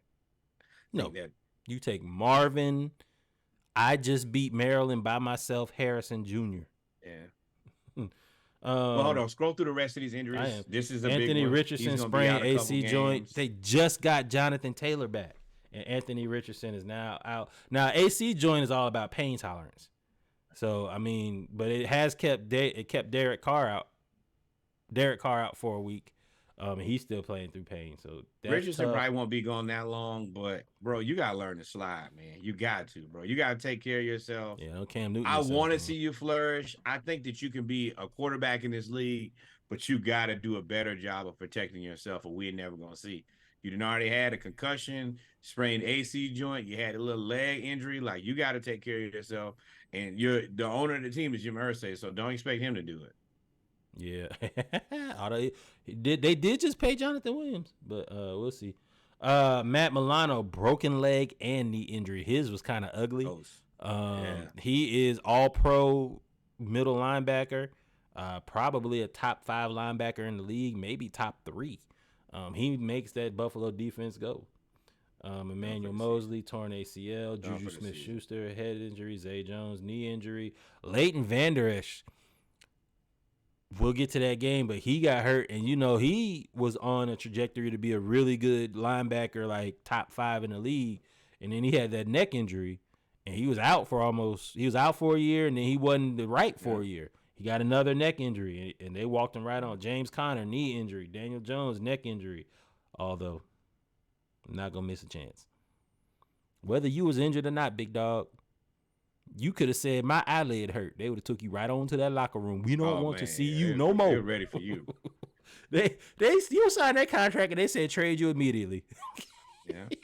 Some of us told them not to pay you. Just some. I feel like almost everybody said don't pay him. We were very adamant. See, I wish I could take a snapshot because like right when when he was doing all that running and Dabo was up for coach of the year, at that point everybody was like pro dimes, and I was like, don't let this trick y'all, and then they let him trick him.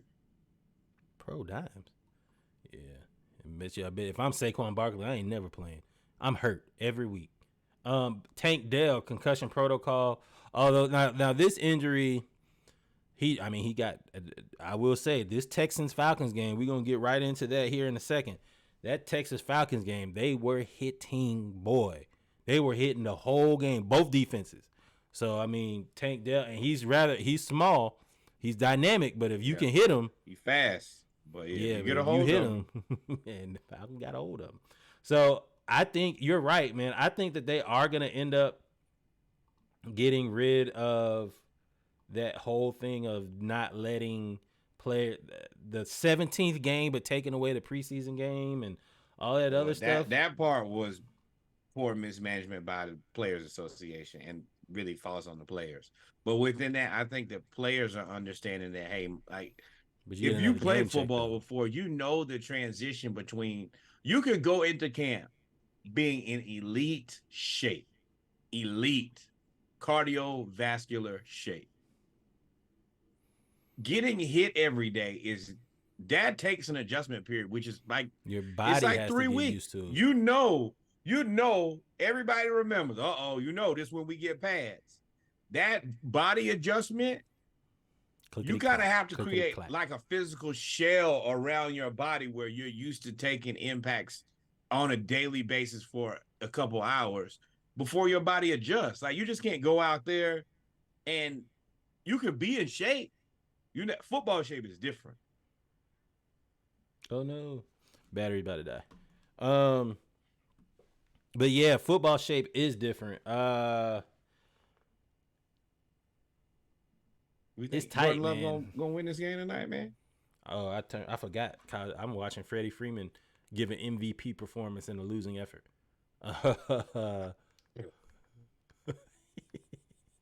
It is.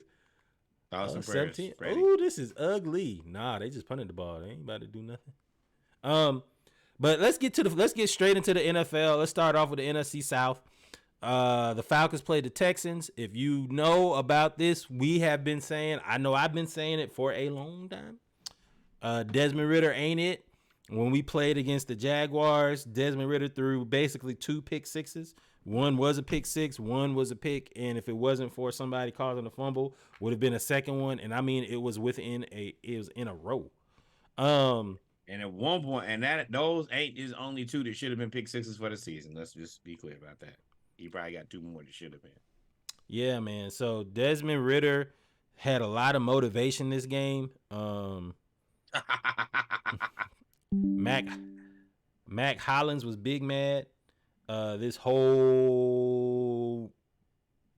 had an outburst on the sideline. That's what really caught. He had an outburst on the sideline. Sorry about that.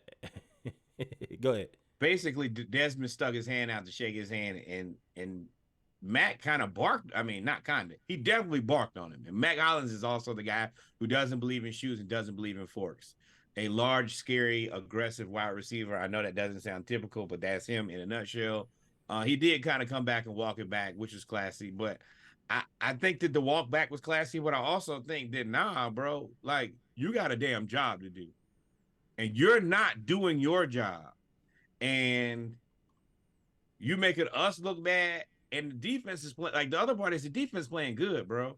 Like, we can't waste these games of good defense and you not do your part. And I think that Desmond started to hear what we were all saying. Hey, man, if he can't get it done, he got to go home. We don't want you to go home. But if you can't get it done, then you gotta go home. And I think that's why he still didn't play great, but he was very serviceable in this game. Yeah, man. So, man, Desmond Ridder ended up. Oh, Norwood, where'd you go?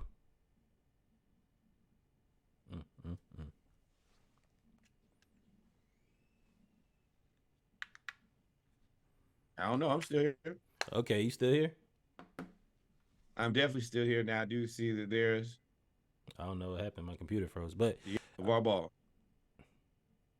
Can you still hear me? Yes. Okay, well, all right, there you go. You're back. We'll talk about why the computer catches up. We'll talk about Desmond Ridder. So the Falcons ended up beating the Texans 21-19 in a back and forth game that was really kind of a defensive battle. Definitely a defensive battle. It's weird to say the defensive battle, but I feel like both of the quarterbacks played adequately. CJ Stroud is definitely a good quarterback. I respect him.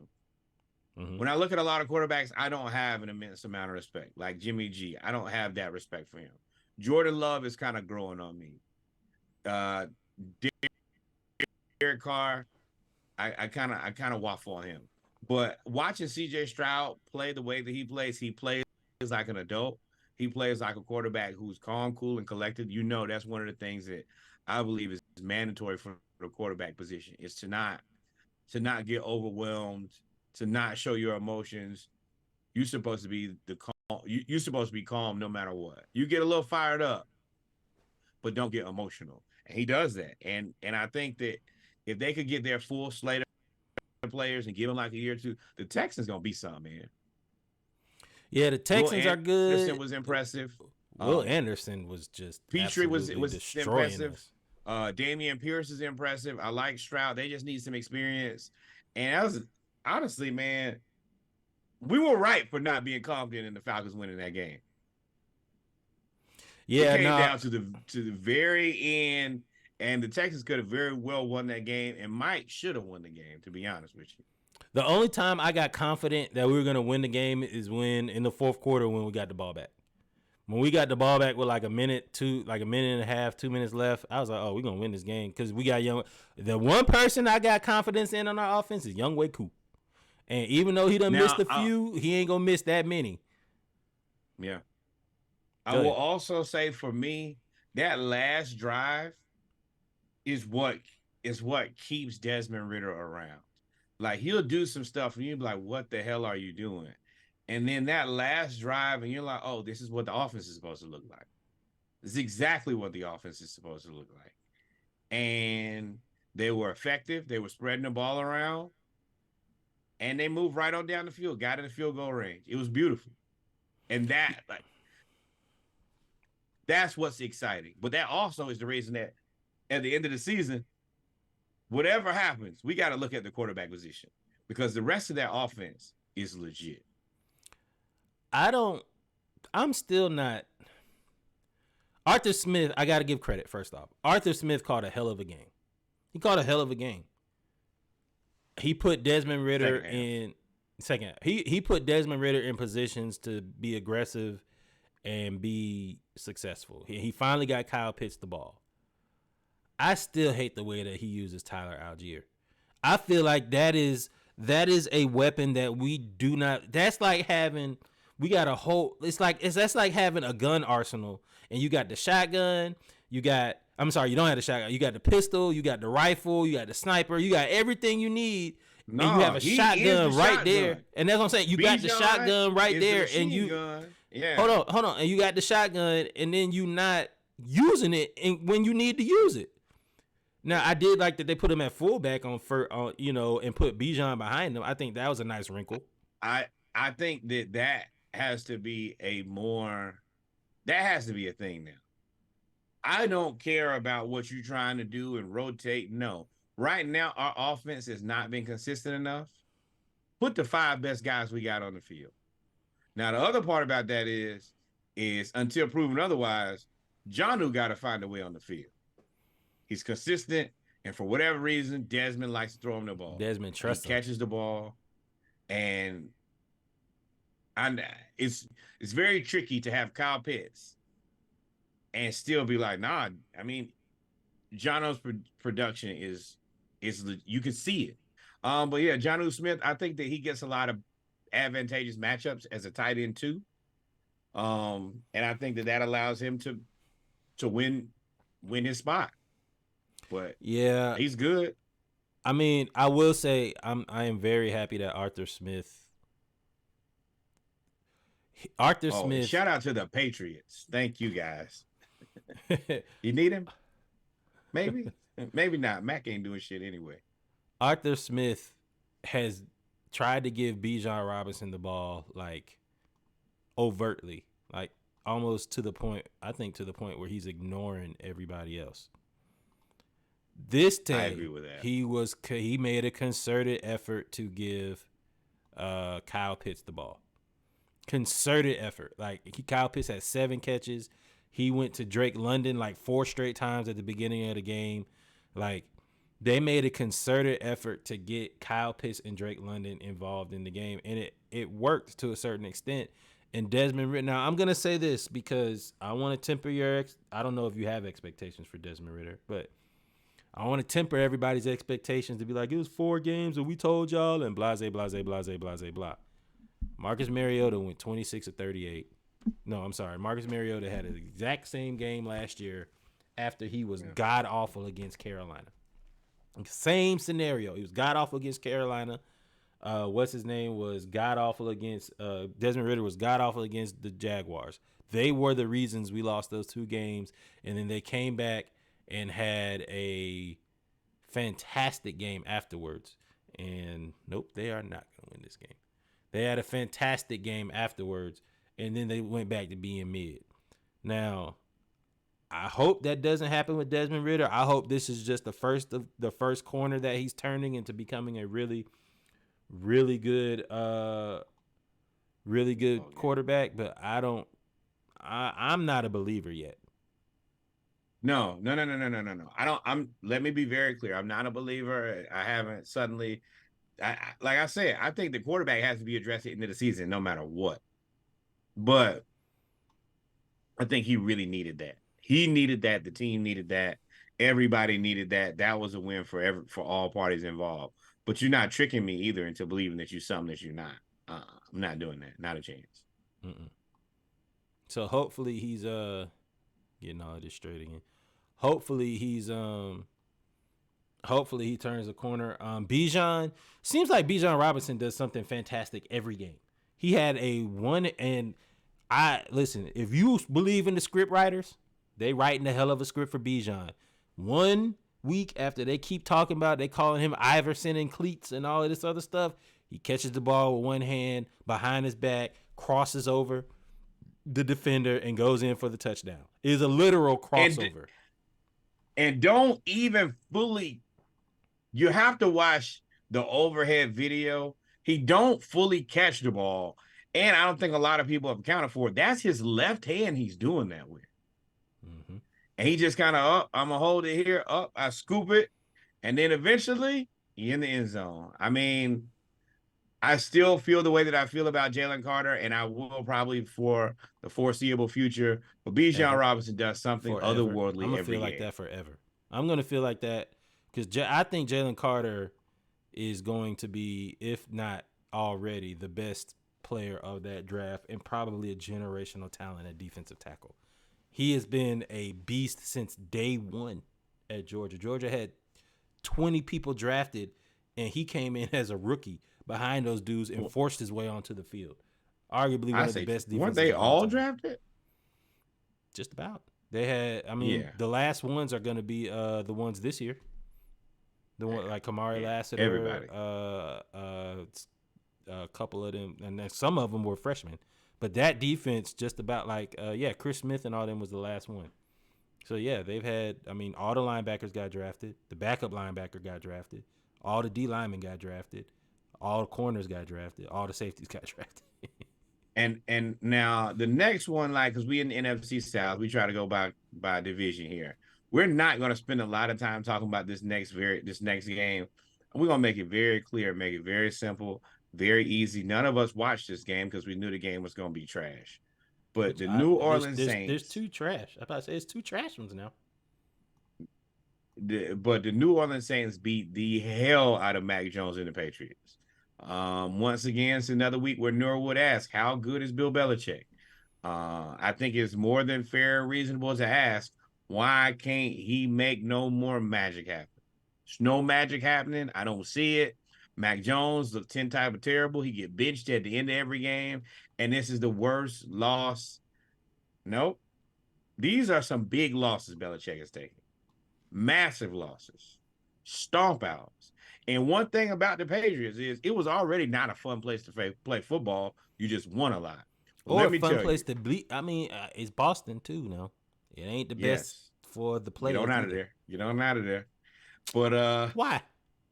I ain't speaking on nothing that ain't known. That's fair. But I'm gonna tell you what really ain't gonna fly. Is a place that's not fun to play football and a place that's not winning. That is what you call hell. Sound a lot like the Browns. Or Baltimore on offense. Like it just it We're gonna get there because y'all told me this offense is gonna be different. It was supposed to be, man. I was supposed to be different Saints too. Won. Keep showing up being the same person. 34-0. I mean, a glorified scrimmage. They was playing themselves out there. And the Saints aren't good. Hey, people. You know how Norwood likes to say, "We told y'all. I told y'all." From jump. I think his name is Bucky Brooks, who covers the Falcons. Took himself to NFL Network, got on television, and said the Carolina Panthers are gonna win this division. I went through the schedules, and I know y'all think I was being a homer when I said I think the Falcons can go undefeated in the division this year. I think they can. And I know y'all thought I was being a homer. And y'all said Carolina. I was like, bruh, Carolina ain't it, dog. They are not it yet. Their defense is good. But they are not it on offense. They don't have a great offensive line. They don't have a great running game. They have a very small quarterback who's very accurate, but he's still a rookie quarterback. And you don't really have a standout wide. Who's their wide receiver? They just traded DJ Moore. Adam Thielen. They don't have a standout wide receiver. They don't have anybody to open up the field. So if they don't have anybody to open up the field, all I got to do is just sit there and play zone. Ain't nothing you can do. Now, I want to give Adam Thielen his credit. He has played pretty well this season. Y'all know that's one of the guys who I joke on a lot. He had 11 receptions for 145 yards against the Seahawks, 7 receptions, 76 yards against the Vikings, 11 receptions for 107 yards against the Lions. Yeah, but that Lions game, they was down by like 28, and he got a lot of that on the last drive. These last 3 games have been solid. I mean, but he ain't the answer. He for sure ain't the answer.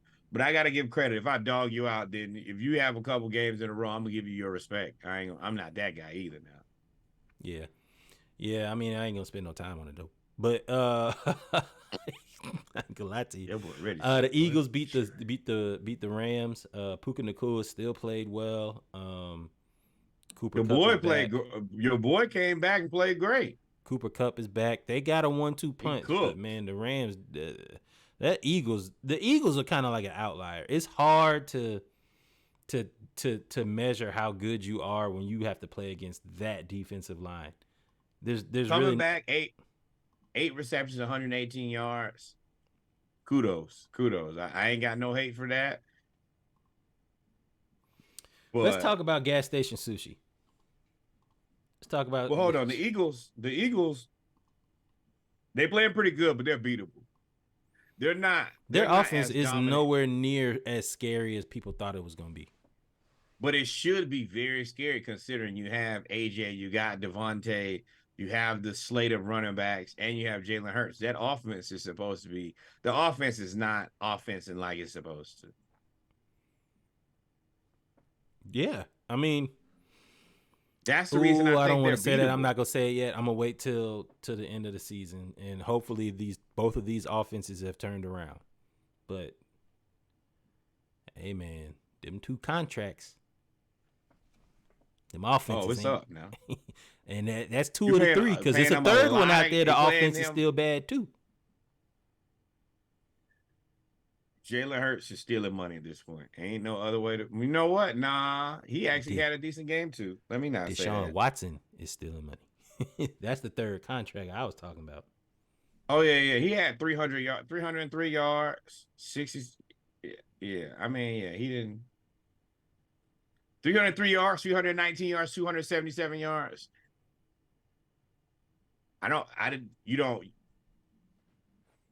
That's not something that I expected from him, but I guess with the amount of money, that is the expectation. I was waiting on you to finish. I said, if you paying $200 and whatever million of guaranteed money, You're right. You're right. You getting paid like you the best quarterback in the league. You need You to better be be damn somewhere near close close. to it. You need to be somewhere close. You're right. Now gas station This is a sushi. sham. I don't know what's the sushi and what's not. It's a shamathon. Won Jackson. That should be the day. Jacksonville won 25-20. Now I will say they played in London, and they played there for 2 weeks, so they didn't have any type of jet lag or nothing because they'd been there for a week. They didn't have to travel. Yeah. They that makes a big difference when you don't have to travel. Yep. But even Jacksonville at 26-20, they didn't look this good against Atlanta. No, wait. When we say they did not look this good, it was because ATN is a monster. He looked that good. He went crazy. Your boy Trevor Lawrence is still a trick bag to me. And everything that I see Daniel Dimes 2-year contract. I don't see Kyler Murray 4-year contract. And ATN, go get your money, dog. Do not let that quarterback take up all your money, dog. Do not let that happen. For sure, do not let that happen. Etienne played, but he went wild. He has perfected that little. I'm gonna let the highlight play, but when he gets to the line and he kind of like ducks under all those defensive linemen and just hits the. I'm trying to find a regular way of saying this without pause, but then he runs to the end zone like he's perfected that. And he's another guy that doesn't seem like he's running fast, but he don't really get caught. No. And his brother is, I don't know if his brother is this good, but his brother's pretty close. Let me tell you. His brother's more of a physical runner. His brother's a physical runner. Ain't no joke. But yeah, I think he's their guy. Trevor Lawrence is in a very safe position, to be completely honest with you. You got Calvin Ridley, who's happy to be there. You got Etienne, who's the man. You got to step your game up. This guy looks like he has 2-year contract written all over him. 7 years, a couple franchise tags. You know how they do running backs. Yeah, I'm about to say. Although Christian McCaffrey and Bijan and Etienne, he can all catch the ball. And if you can, the running back position, I will say, since we're here, it's evolved. You can no longer just be a running back. You have to be able to go play slot receiver. You have to be Deebo Samuel. You have to be one of those guys that can do all of the above.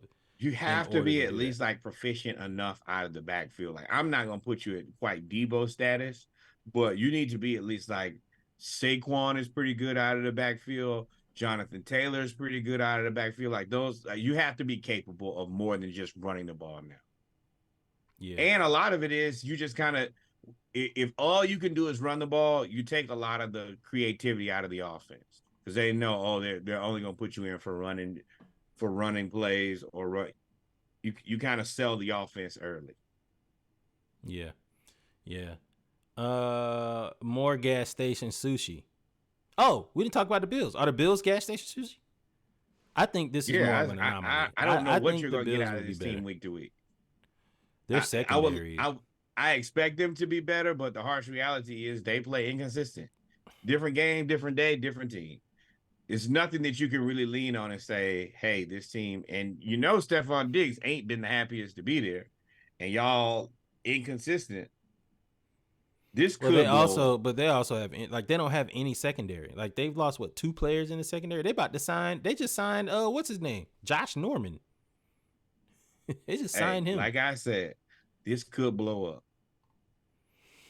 up. Speaking of things that should blow up. Hey, dog. What's his name? Ain't that good? Kenny Pickett was awful this whole game until the last play. The last pass what did he do? Threw it to George Pickens.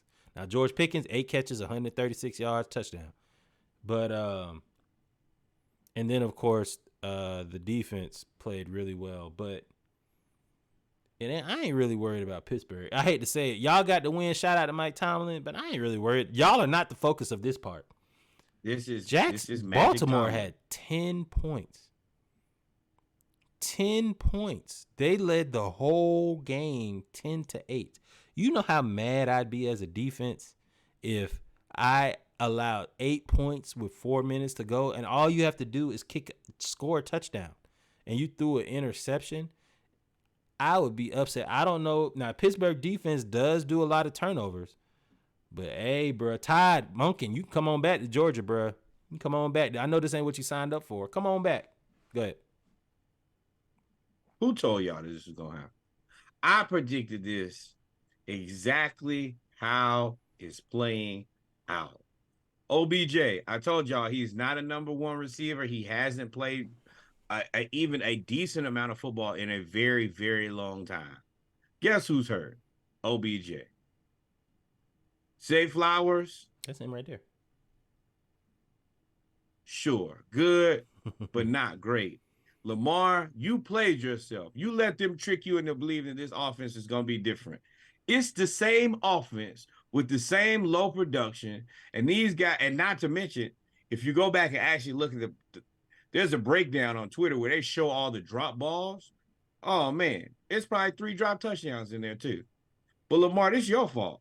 Because you could have brought your ass to Atlanta, and you could have had Drake London and Kyle Pitts, and you decided against it. Now you stuck out there playing running back. Well, good luck and Godspeed, my friend. Now, I will say they have a lot of injuries in Baltimore. He's number 7 now. But the thing about Todd Monken's offense is wherever he's been, there's been 2 tight ends, 2 wide receivers, and a running back. They got a lot of wide receivers that equal 1 tight end, and no running back. So everybody hurt.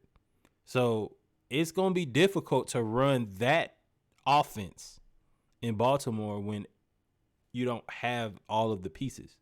Either they I hurt don't want to hear that or shit. I don't want to hear none of that from nobody.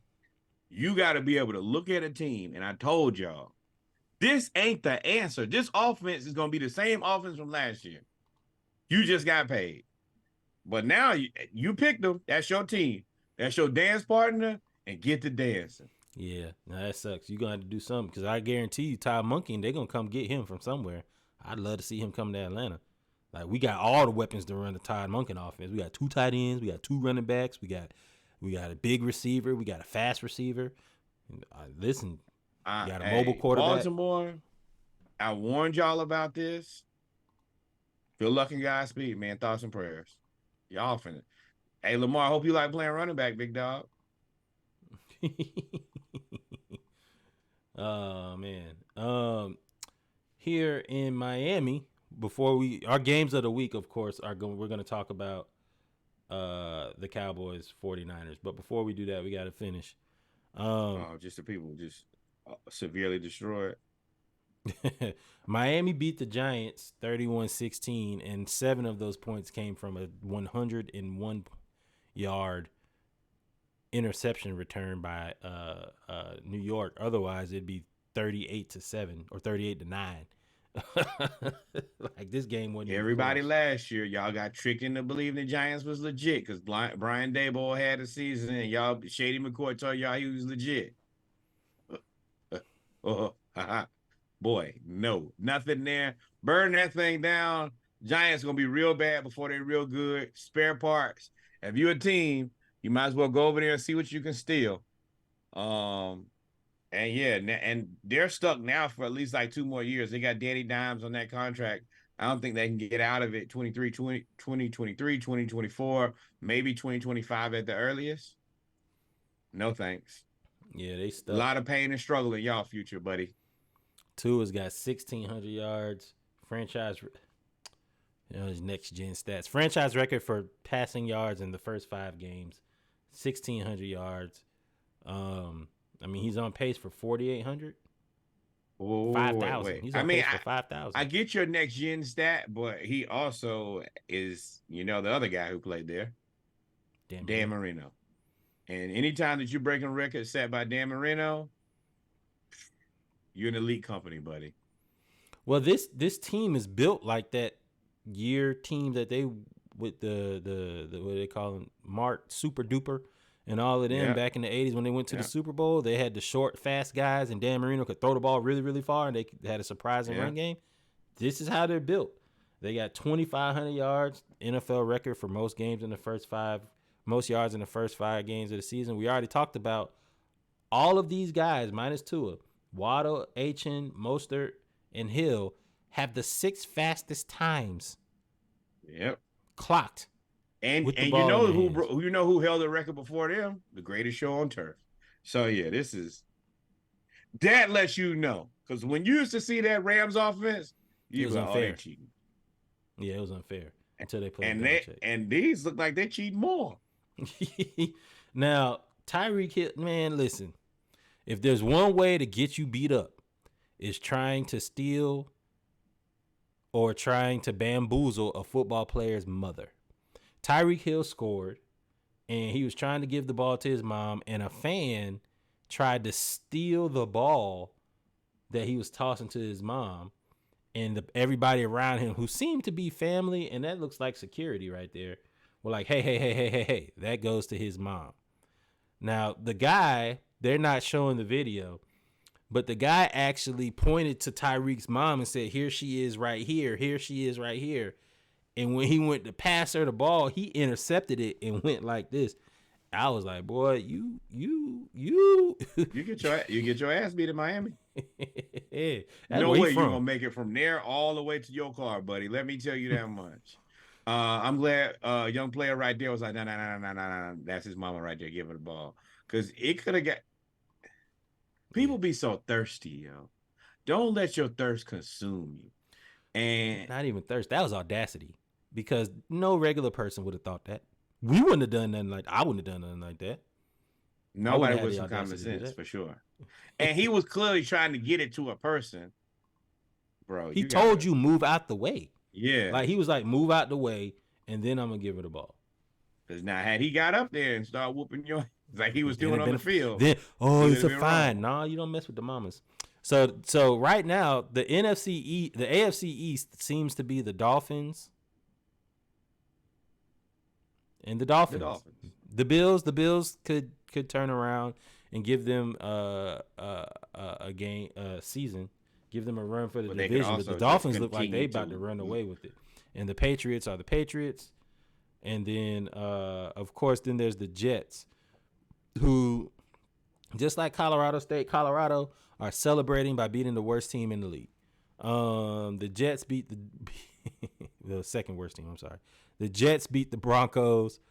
Carolina holding that down, holding the whole NFL down. This is CJ Uzomah, who said their coach made this personal.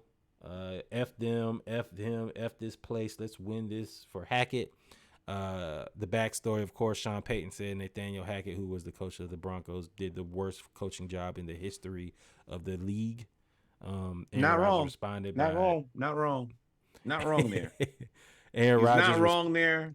Mm-hmm. But boy, Sean Payton, you look like if he was the worst, y'all seated next to each other right now. Yeah.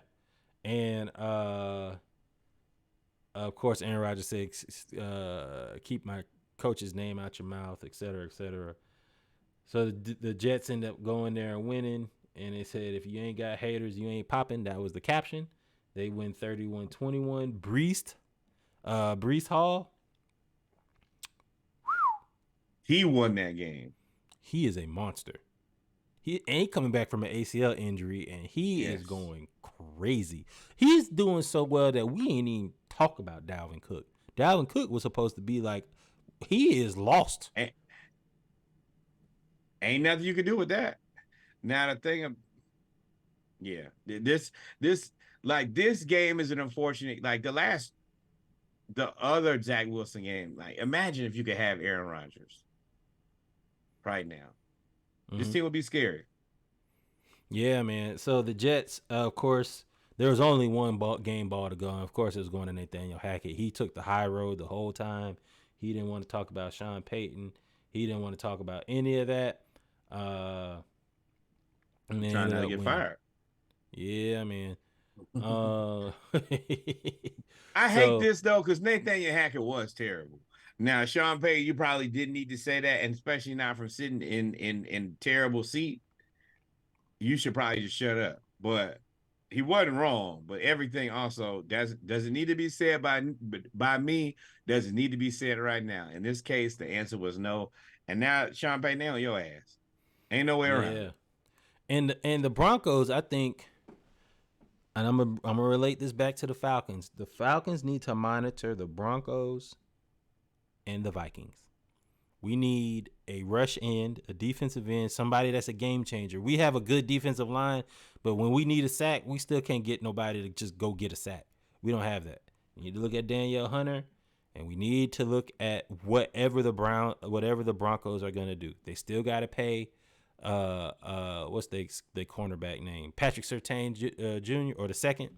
They got to pay him. If they burn it down, they might as well get draft picks for him.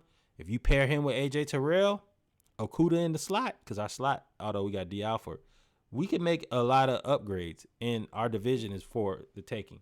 But I don't know if I've ever seen a duo of coach and quarterback who are hated that don't like each other. It's obvious that they don't like each other. Yeah.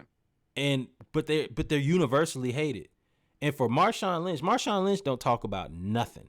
He don't talk about nothing in the locker room. That's kind of like sacred ground. He only tell the funny stories. Marshawn Lynch out there said Russell Williams was calling him. Well, I think I got them sound. Maybe not. But what he alluded to is basically after Russ had a game, they expected Russ to play kind of out of his mind and Marshawn to kind of take the back seat. Marshawn basically carried him. He reached out to Russell afterwards and says, hey, man, he tried to have a phone conversation with him. Basically like, hey, man, I got to have your back sometimes. I did. And, I asked for the same thing, like trying to build some level of friendship and camaraderie. Couldn't get in touch with him. And then when he did call him back, he called him back from a block number. As a person who's played football before, and Shannon kind of alluded to it with John Elway, he's like, man, we different people. We come from different sides of life. But John made sure to come by and kick it with us and create some level of friendship so that we knew we could trust him and he could trust us, like just regular teammate camaraderie. Yeah, you gotta have camaraderie on a team, man. When I grew up, the few QBs I played with, definitely different people. But we kicked it like we understood like we were here to do what we were here to do, but at the same time, like we can be cool. And like this stuff, it's looking really bad for Russell Wilson. It's really kind of turning him into almost like a villain from a guy who was like always the golden boy to like now he looks entitled, number one, from the stuff that Marshawn says. And, even going into last season where he had a different office than everybody else. And then this year, him and Sean Payton are like going back and forth. This looks really bad. Well, it seems I don't like talking. I mean, Russell Wilson, it's like kicking a puppy. Like, you don't want to talk about him, but it's like, it seems like he's a diva. Like, it seems like the way that the Seahawks... It sounds like he earned it. The Seahawks are saying, like, and it's not just one. Like, now you're on the offensive side. The whole defense then said it was Russell's fault. And then in the same interview, Marshawn talked about how he didn't really mess with Pete Carroll because Pete Carroll was trying to make Russell Wilson that guy, which is why he called the slant at the end of the game instead of giving Marshawn Lynch the ball to score because Marshawn would have won MVP of the game.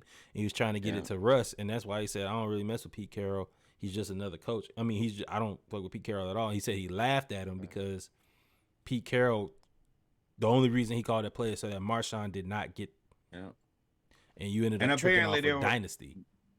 There were some other accountability issues, I guess, that Russell was getting treated differently than everybody else. Like they will hold other people accountable, and then it will come to Russ, and that ain't gonna fly for very long. And I mean, you got to look at the complete opposite end where you have Tom Brady up there getting wrung out every week by Bill Belichick, and this is the greatest guy to ever do it. Then you got Russell Wilson not being held accountable. Oh, nah. Yeah. But, I mean, Russell, I don't know what the answer for Russell is. Is it reasonable to think that it might be time for him to pack it up? I'm about to say the answer is written in permanent marker. It is time for you to go. Nobody wants you, but he can't leave.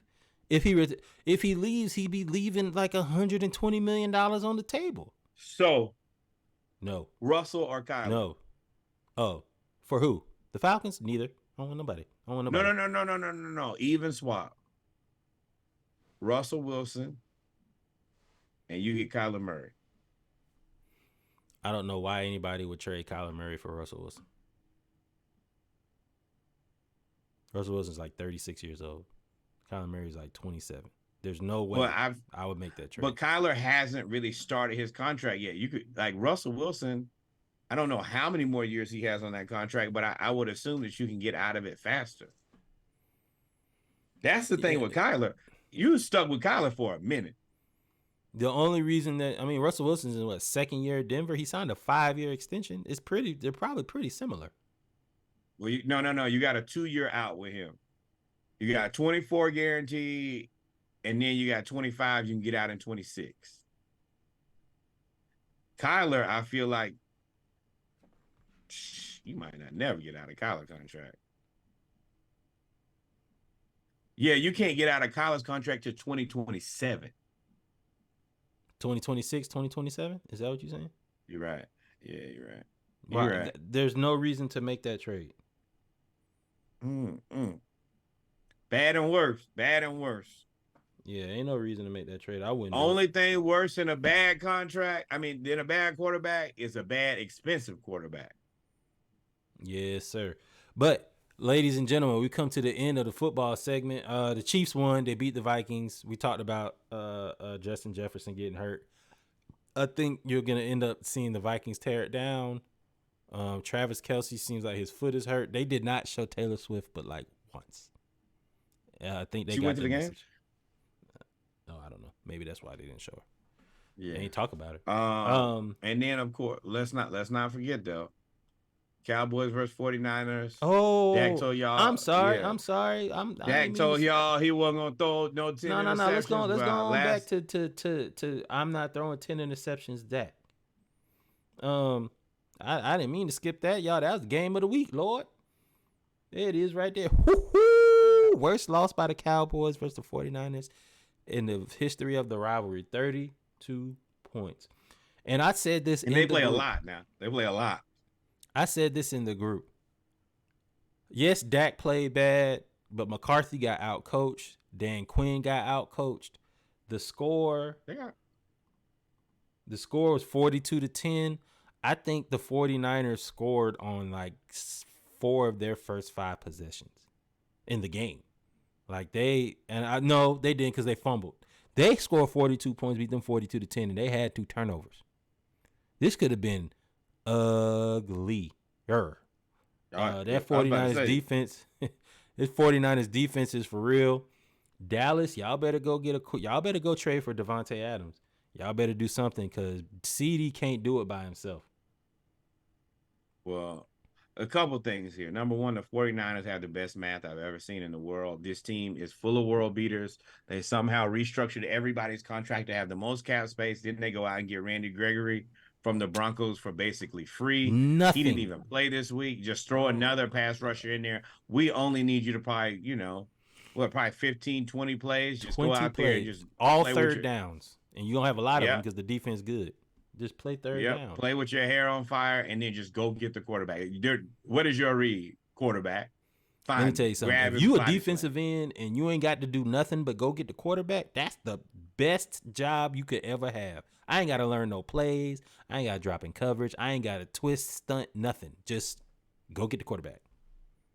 Now, I will say Dak, he looked pretty disturbed. Like, I know he was pissed about going into this game because this is the team, the end of the season, and you could tell by the press conference, he was already kind of tight. Then after the game, once again, he had kind of like a Clayton Kershaw game where he was like, man, this is the most humbling loss. You also, and this kind of falls on Jerry, which this is the wrong person, but you got to maintain your quarterback's confidence, man. And I think that Dak is losing his. And you put all this pressure on Dak by not paying him. And now, yeah, you got this asset. You got to, like, pause. You got to massage his asset, make him feel, like he's a part of this. There's nothing else I can say there. That's exactly what you got to do. You have to take care of this situation or this thing is going to blow up. Yeah.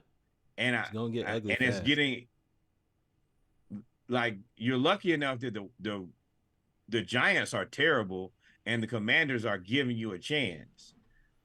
Like, you need to. Yeah, you looking at wild card right now. And the thing is, the 49ers with this win, to me, are separating themselves from everybody.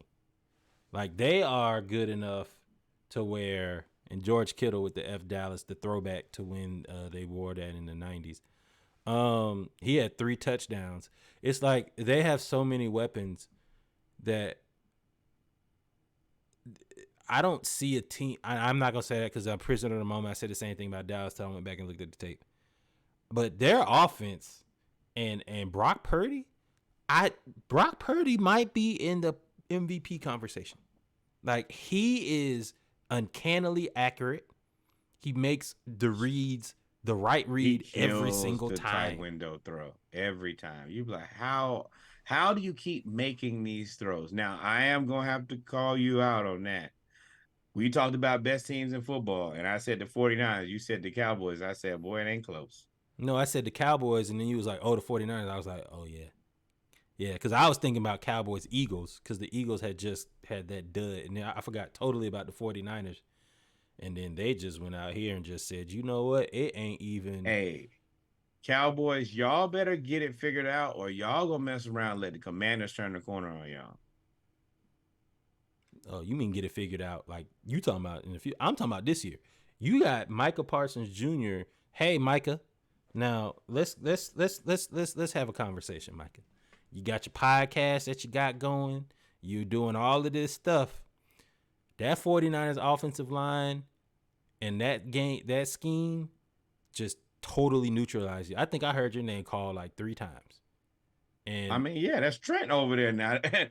See, that be the part. That's Trent. Most people. Yeah, don't but know it wasn't just Trent though. They chipped him with Juszczyk. They cut block him and they pulled Trent and cut block him. Highest paid fullback in the NFL now. That's the but part. You're missing the point. It wasn't just Trent. The scheme that they had Trent and somebody else on him almost every play, or they ran away from him. Like it was, but he could not. They took him totally out the game. This was one of the most impressive wins I've seen in a long time because there were no like shock value. But my God, I can't believe that. It was just we beat your ass from.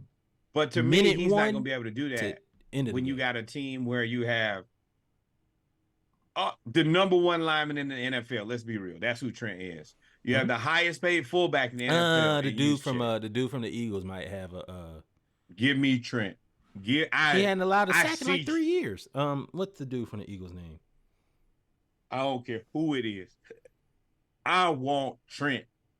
Trent is a mean, strong, physical man. Lane Johnson. Lane killer. Johnson's a beast. Lane Johnson good, but I want Trent. And you got Juszczyk over there. You got you got Kittle over there. You got Debo. Like he was Micah. This is a game where you need to bring your team. it's only so much you can do when the whole team. You got Brandon Ayuk, you got Christian McCaffrey, and for whatever reason, Brock Purdy can make every tight window throw that's ever been needed. I don't understand what somebody scouting wise missed the boat. Number one, Chris, and also Purdy is so good that he is the Trey Lance street draft pick mind eraser. Nobody's talking about it. It got so bad. They was asking for Trey Lance to play for the Cowboys. They said, put Trey in. Look at that. We want to see Trey. This after they just sent this man to Dallas to never play. Well, yeah. That team, and the thing is, Dallas is, I say they got out-coached, but I mean, I think they coached to the best of their abilities. Debo didn't go off. Christian McCaffrey didn't have 100. I think he had 58. He's on my fantasy draft. He had 58 yards rushing. But you can only stop Christian McCaffrey and Deebo Samuel and Kyle Juszczyk and Brandon Ayuk. And then George Kittle has 3 touchdowns. He just hit you with George Kittle. Just, you know what? Here's a 10 of spades here's a 10 of hearts that's just about to walk. And I mean, he's the number 2 tight end in the league. So probably a jack of hearts. This jack of hearts about to walk. I mean, and he walked right on to 3 books. And by that time, there's nothing you could do. Once George Kittle gets going, now you can't guard nobody because you can't double. And the other part is the Cowboys, still run the ball. The offense is not built. Awful. Go get Devontae Adams. They're going to have to reinvest in their offense. Go get Devontae Adams. Once again, CD is a wide receiver 2. He might be an elite wide receiver 2, but he just don't have it. He's not in the elite wide receiver 1 category for me right now. And if you're going to have a mediocre wide receiver 1, then you need to have a mediocre to good wide receiver 2 so you can space it out. But right now, it's CD and who? Michael Gallup was nowhere to be found. They tied in nowhere. But I mean, it's also Fred Warner was running with he's a monster. He That's the reason you got to have more than one guy. Because if we can take CD out of the game, who over there has a chance to even come close to beating us? Nobody now. Ain't nobody. They about to add Randy Gregory to the Bosa to Bosa. We ain't even talked about Javon Greenlaw, who the other linebacker that had like 15 tackles. Man, he body slammed somebody. They have so many, and they all fly around. They play faster and harder than all the rest of the teams to me. They play like their linebackers trying to knock you out of the game, fam. They're not trying to tackle you. They're trying to go ahead and end you. I'm going to tell you right now, the Super Bowl that I want to see if the Falcons don't make it. If the Falcons don't make it, then the Super Bowl that I want to see is San Francisco versus Miami. I want to see that defense versus that offense.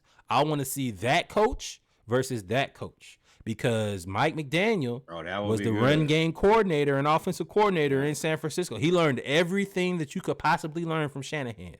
That matchup, I don't even know. I don't know what the score would be. You gotta win that. You as the sensei, you gotta win that. You gotta win the first head-to-head matchup. You can't lose the first one. Yeah. But you know, if the Falcons don't win, go Chiefs, and then after that, then yeah, I'm cool with that. Oh, I mean, the Chiefs are always gonna be there, but I mean, the Chiefs built a good defense over there too. That secondary grew up real fast. Yeah. Williams from Fayetteville State out there playing really well. But I still think they need another receiver too. But yeah. With that being said, I think that's everything, right? We can go to basketball. We're gonna take a couple minutes, and then we got a few basketball things we'll talk about. WNBA Finals. But we're really gonna focus on Ryan Howard and her new position, because I think this opens up a different avenue that is not explored enough in the WNBA. Y'all stay tuned. We'll be right back. What are we, basketball? Basketball. Yep.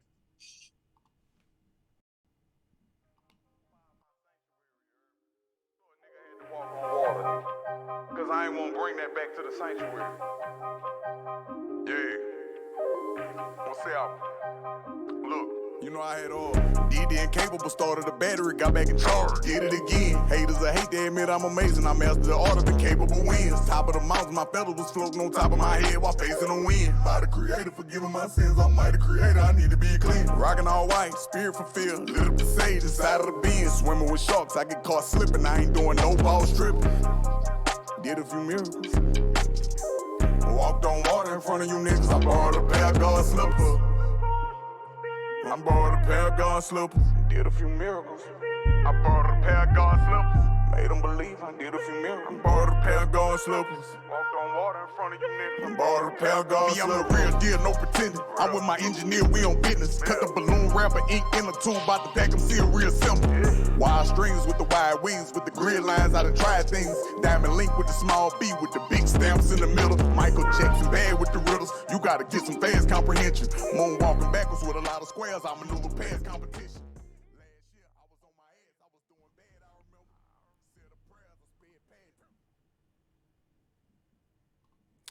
Yes, ladies and gentlemen, we are back with our final segment of episode 123 of the Splash Cast, Around the League edition, Monday Night Raw, our basketball segment. Yes, our basketball segment is back. Reminder, we're bringing back the ATL edition next Sunday because it is now the greatest sports. It's the greatest month of the year. And for a sports fan, all four sports are back simultaneously. So we'll be talking about baseball, basketball, football, as well as some splashes. And that's the reason that you should like, follow, and subscribe. We are going to continue to give you the content that you need, that you want, and that you must hear. But yes, let's get into some hoops. Let's get into some hoops, man. So with the WNBA, right now, it is the finals between who we knew was going to happen, the Las Vegas Aces and the New York Liberty, with the Aces as the number 1 West seed, the Liberty as the number 1 East seed. Game 1 goes to Asia Wilson and the Las Vegas Aces, who I didn't even know that Candace Parker was hurt. Like, they doing all this without Candace Parker. But they were dominant in the second half of this game. Asia Wilson, I mean, she is like the best all-around player in the league right now. And I don't even know. And I think she knows that. And I think that Breanna Stewart winning the MVP instead of her didn't sit right with her. So she said, you know what? You can have a regular season MVP. I am here for the finals MVP. And we were watching this game while the football game was on. And I keep watching. And the score, it was close. And I think this is like midway through the third quarter. It was close. And then after that, they just kind of never looked back. And then next thing you know, I'm like, oh, they dubbed him. And you got to understand, this is a finals dubbing. You don't get dubbed in the finals. That's borderline offensive. They was up by 20. Now they, at the end of the game, they kind of let other, you kind of take your loss and move on. But think about if somebody got dubbed in the finals in the NBA, bro. Yeah, you are offended.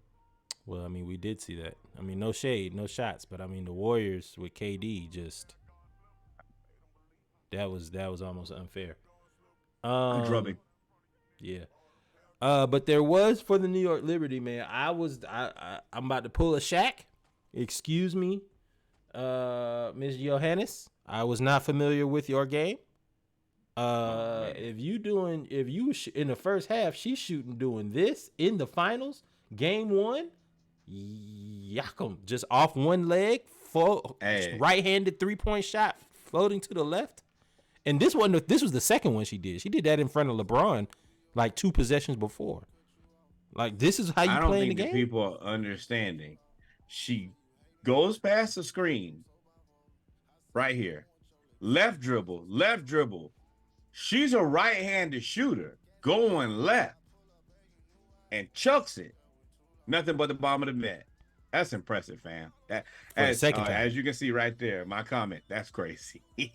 That's outrageous. And this is against the best team in the WNBA at that. Like, this isn't like, oh, I'm playing against some people I know, something like that. Nah.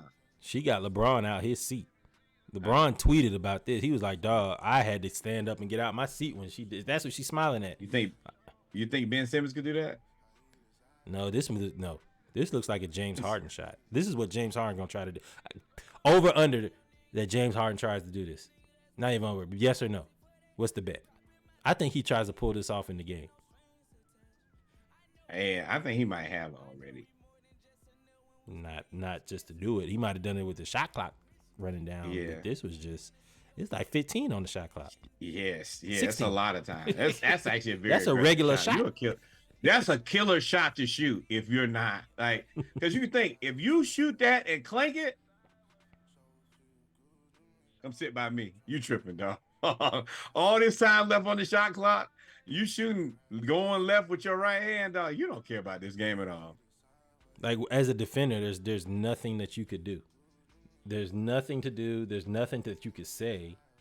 But yeah, you're right. I think the Asia Wilson is gonna will them to the game. I think Candace. Yeah. I don't know if Candace Parker's out for the year, but she may end up coming back. If she comes back, then it's already over. Now Asia is tight. You can tell she like, oh, okay, I see what this is. Like what else I got? I'm gonna fix this. Yeah, I'm offended. And everybody I was take at that as this game. disrespect.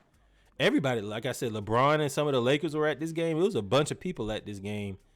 And Kelsey Plum said she saw Tom Brady, who is part owner of the Las Vegas Aces, who has never been to a game. He finally showed up. And Kelsey Plum says it's about effing time that you showed up. When she said to Tom Brady at game 1 of the WNBA Finals. So, and honestly, Tom probably likes that stuff. I love this. And then I just think about their household dynamic. Kelsey is married to Darren Waller, who is a New York Giant, and they are probably one of the worst teams in the NFL. Kelsey Plum looks like they're probably about to win a championship. Hey, wash them dishes, big dog. Yeah, nah. Ain't nobody washing no dishes. They both get millions. Pay the dishwasher, big dog. It's on you this week. Yeah. But yeah, man, I'm definitely tuning in. It's been a hell of a season. I will say I think they play again tomorrow. Yeah. I will say in the WNBA, the proof of concept is there. There is no more, it's boring, we don't watch it. NBA, y'all got to put some money behind the WNBA because this is good basketball. This is good basketball. That's the one thing that we missed on the list. Golden State has added a WNBA team to their system. So now they have a G League team. Of course, they have the Warriors, and now they also have a WNBA team. And they're going to go closer to the Las Vegas Aces model, spend a bunch of money, and then try to make it a destination. And I think that if there's anybody who can prove that they can do it, it's them. Yep. Yeah. And before we leave WNBA, this is what I really wanted to focus on. Atlanta Dream's own star guard Ryan Howard will be joining the Florida women's basketball coaching staff as an assistant coach and director of player personnel. The number 1 overall pick in the 2022 WNBA draft, earned SEC Player of the Year twice during her collegiate career at Kentucky. This is, to me, monumental. Now, I'm not sure if this has happened before. I'm pretty sure it probably has, that we just weren't aware of it, but I'm being made aware of it now.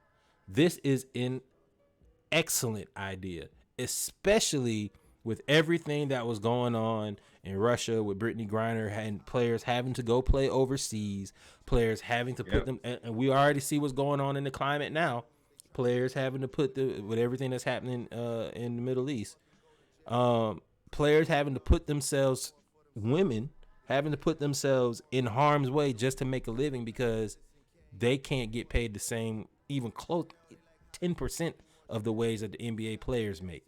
And the fact that she pivoted and went to go to the front office and go the coaching staff and director of player personnel, that puts her on the track to be a coach.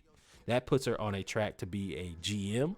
That puts her on a track to be a team president. That puts her on a track to do whatever she wants to when she decides that she's done playing basketball. This is one of the most forward-thinking moves I've seen. Kudos to her. Kudos to Florida. Kentucky, you dropped the ball. You ain't seeing what I'm seeing. You ain't seeing what I've seen. Recruiting. What's the chances the Atlanta Dream draft somebody who plays for the Florida Gators next year? 100%. Her ability, she's going to be able to recruit basically out of the entire SEC because she's going to watch all of them play, and she's going to have an inside track at Florida. Hey, I know the person here who's not getting the time, not getting the opportunity, that is a killer. We've all played on teams where it's that one person who we know is really good, but just don't get burned for whatever political reason. She going to be able to tell, hey, that's the one. And she's going to be coaching, but let's be real. She's going to be playing with those girls. They're going to be out there hooping together. And if you play at Florida, you want to get reps with, this is one of the best guards in the WNBA. Let me see where I stand. And you think about that, she definitely has a 100% open gym to work out at during the off season, the whole year. This is a win-win situation for both of them. I hope it opens the door and gives them more of an opportunity to have other players, if they don't want to go play overseas, to then continue their avenues. I know the sports networks have really worked hard at having players come and work and be broadcasters and all of this stuff. This is another opportunity, and the fact that it's being made public is even better for them to be able to go to the front office. This is dope, man. This is embarrassing though for Kentucky. This is a massive L. This is one of the biggest L's I've seen in a very, very long time. Yes, sir. So yeah, that's our WNBA news. We got a couple NBA jokes that we want to laugh at. Not really jokes, but this is a joke to me. Anthony Davis said his goal is to play all 82 games this year. Let me tell you something that won't happen. Anthony Davis will not play all 82 games this year. I will take the bet on that today. I take it tonight. I take it right Anthony now. Davis. I want to wake up tomorrow and I want Ashanti to be my girlfriend. Neither one of these things are gonna happen, bro. I don't even know why you would put this is like Dak level. Like, why are you putting undue pressure on you? And every time you sit out, they're gonna look and say, "I thought you wanted to play 82 games." Like, just go play good basketball and everything else will take care of itself. But you should have played 82 games and then said that was my goal, was to play 82 games. You shouldn't come out and say that early. Like, 'cause we know you made a glass. We know you're going to get hurt.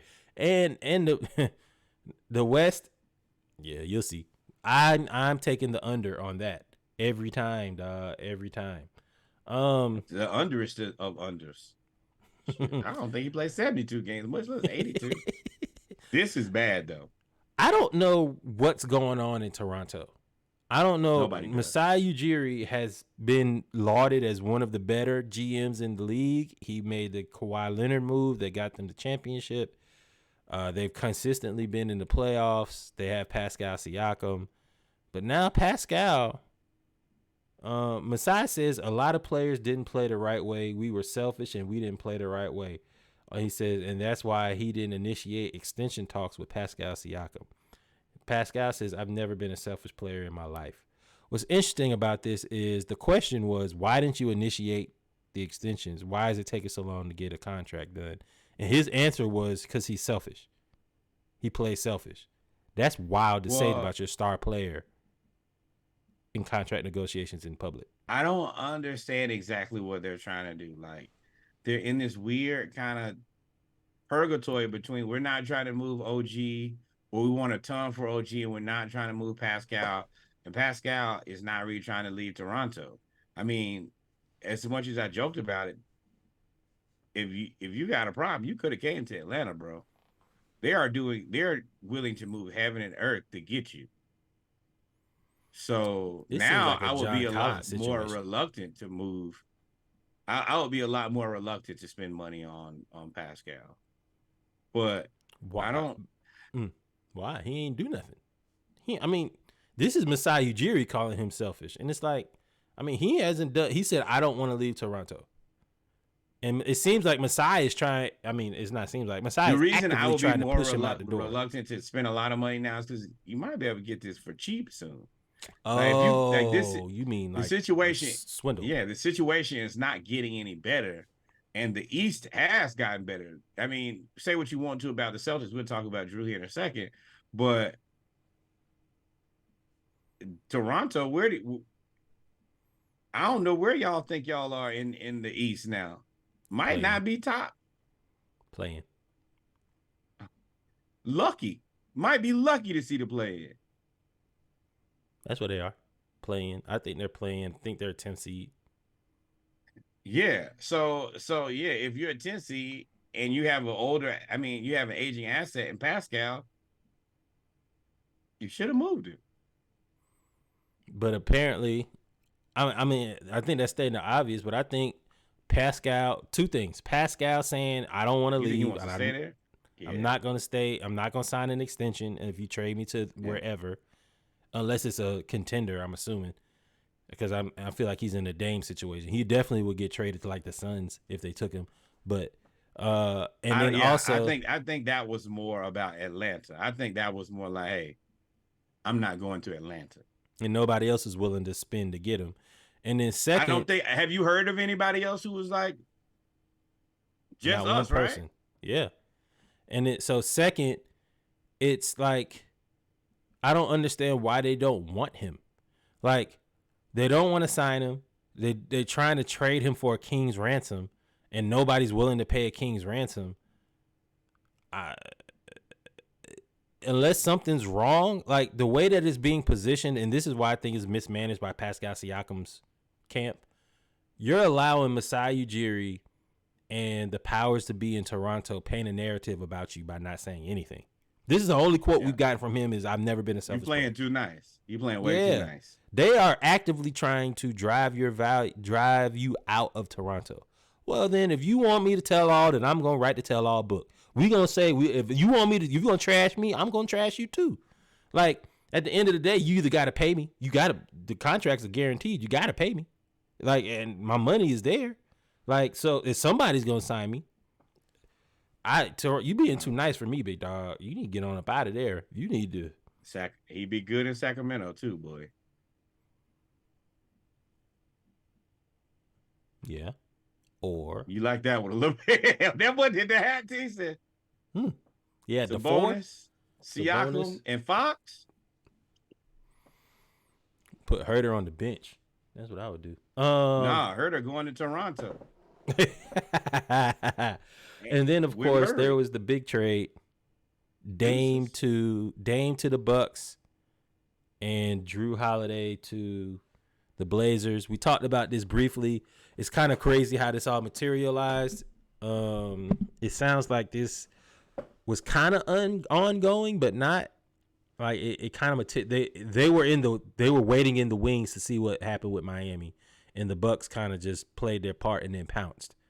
But Lauren Holiday was so mad because the Bucks didn't consult or say anything to anybody, which, first off, you're wrong. The Bucks said that they didn't contact Giannis, but they contacted Giannis. They contacted Giannis, right? Giannis knew something. There's no way you make this move without the star player knowing. Second of all, we ain't got to tell you nothing. You not Giannis. It's only Giannis that deserves an explanation. Only Giannis. Nobody else on this team deserves nothing. If you get moved, you get moved. Drew, it's tight. Reggie, this a lie. Nobody told you? Ma'am. Giannis told you. Giannis said, if y'all don't put players around me who are going to compete for a championship, then I'm going to move around. You got to take a long, hard look at yourself and understand everybody here can go except for Giannis, and them other brothers. Whatever they, the Nassus. Whatever, I can't remember the other one name. Whatever it is.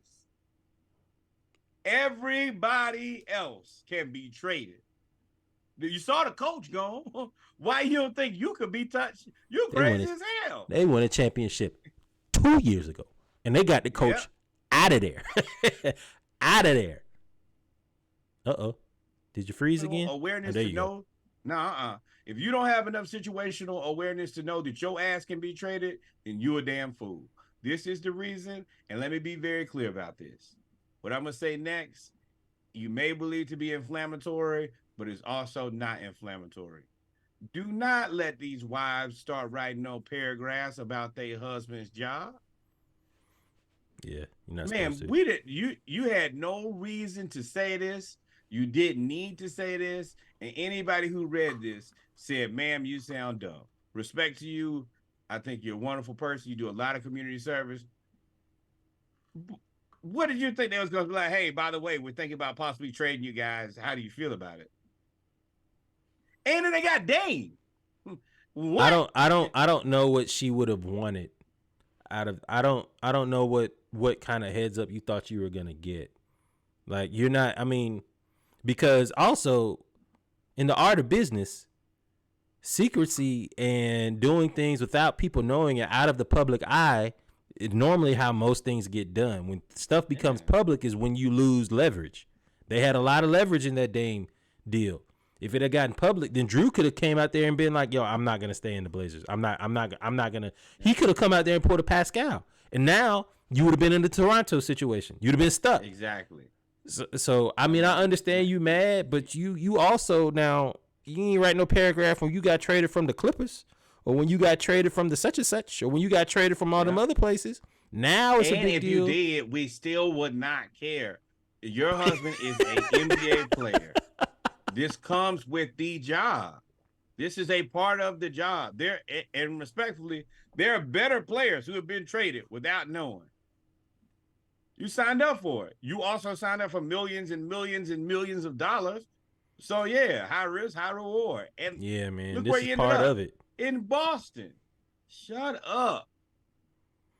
No, this happened before she got traded. Before she released this, before they got traded to Boston. She released this when she was in Portland. That's what I'm saying. You just need to be quiet. Respectfully, less talky. We don't need to hear from you. Unless you finna guard somebody. You finna play some defense, then fantastic. Get on out there, and I want to hear your opinion. Well, hey, man, you better make sure Trey don't give you 40, too. Yeah. But I think that is it. Norwood, if we didn't miss anything, take us out. This has been another fantastic episode. I feel confident this will be named Shamathon because y'all be shamming out here. So much shamrockery happened this weekend. But number one, and it is so much more important on this beloved Monday. More black baseball. Shout out to Mike Harris. Excellent defensive play that turned into the game-winning double play. Bro, hey, man, get y'all kids out there and play baseball, especially if you grew up in Georgia like Mike Harris. We may need you. We may need your kids. And I need y'all to go back and watch the catch. It's an old black lady sitting right on the other side of the fence. And it's so much pride and glory in her face. She's sitting there, right at the end when you finna get off your job, she just sitting there like, oh, well, the game finna be over. And then she saw the catch. She's like, it was good. But anyway, number one, more black baseball. Number two, more black beaches. It's fall though, so yeah, stay at the beach unless you're trying to get sick. Number two, more black cowboys and cowgirls. Number three, which is infinitely more important as we get closer and closer now, as we're in full swing in homecoming season. Send some money to the historically black college university. Your cousin went to, your auntie went to, you went to, that person you sat in the back of the church with went to. Send some money over there. The historically black college university that you go to church, you go to homecoming, step shows, just to be around your people, just to kick it on the yard. Send some money over there, the one in your neighborhood. And then finally, the greatest learning institution in all the world, the Hampton University. Send some money there on behalf of the Splashcast. We truly appreciate you. Thank you guys for rocking with us tonight. Until we see y'all again on Saturday. Oh, and I will be drinking all of Reggie's beers. See y'all then. We'll bet more beers. Until then, adios, mi amigos. God is love, and we have had a ball tonight. Like, follow, subscribe. We out of here. This was fun, man. Y'all stay safe. Peace. This is the Splashcast weekly schedule. You can find us on Monday Night Raw. That is the Around the League edition where we cover all of the major leagues around the league. Tuesday is the ATL edition. Braves, Falcons, Hawks. Wednesday is when the playlist comes out. It's a Splashcast 24, 12, or 36 pack, just depending on the music. Thursday, for everybody who was not able to catch us live on Monday, they can catch up there on the Around the League edition.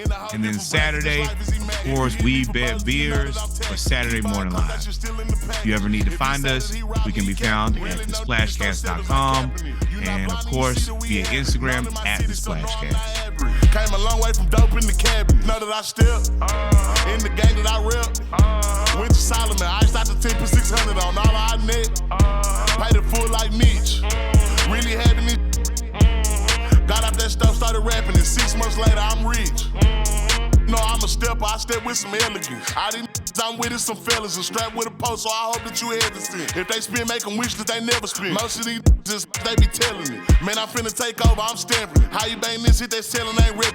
Left your dog in that rain and ain't help with it. How is you solid, you ain't never dealt with it. You see me, I come different, I'm blessed with it. We ain't got the rollie, it go with my necklace. 30 for both, you could die if you mess with it. Can't do the show if it don't gotta check with it. Dean Popo, I swear they irrelevant. Hating like I don't know, that's really jealous. Knowing they mad that they no longer next to me. Know that I still in the game that I rep. Went to Solomon, iced out the 10 for 600 on all I net.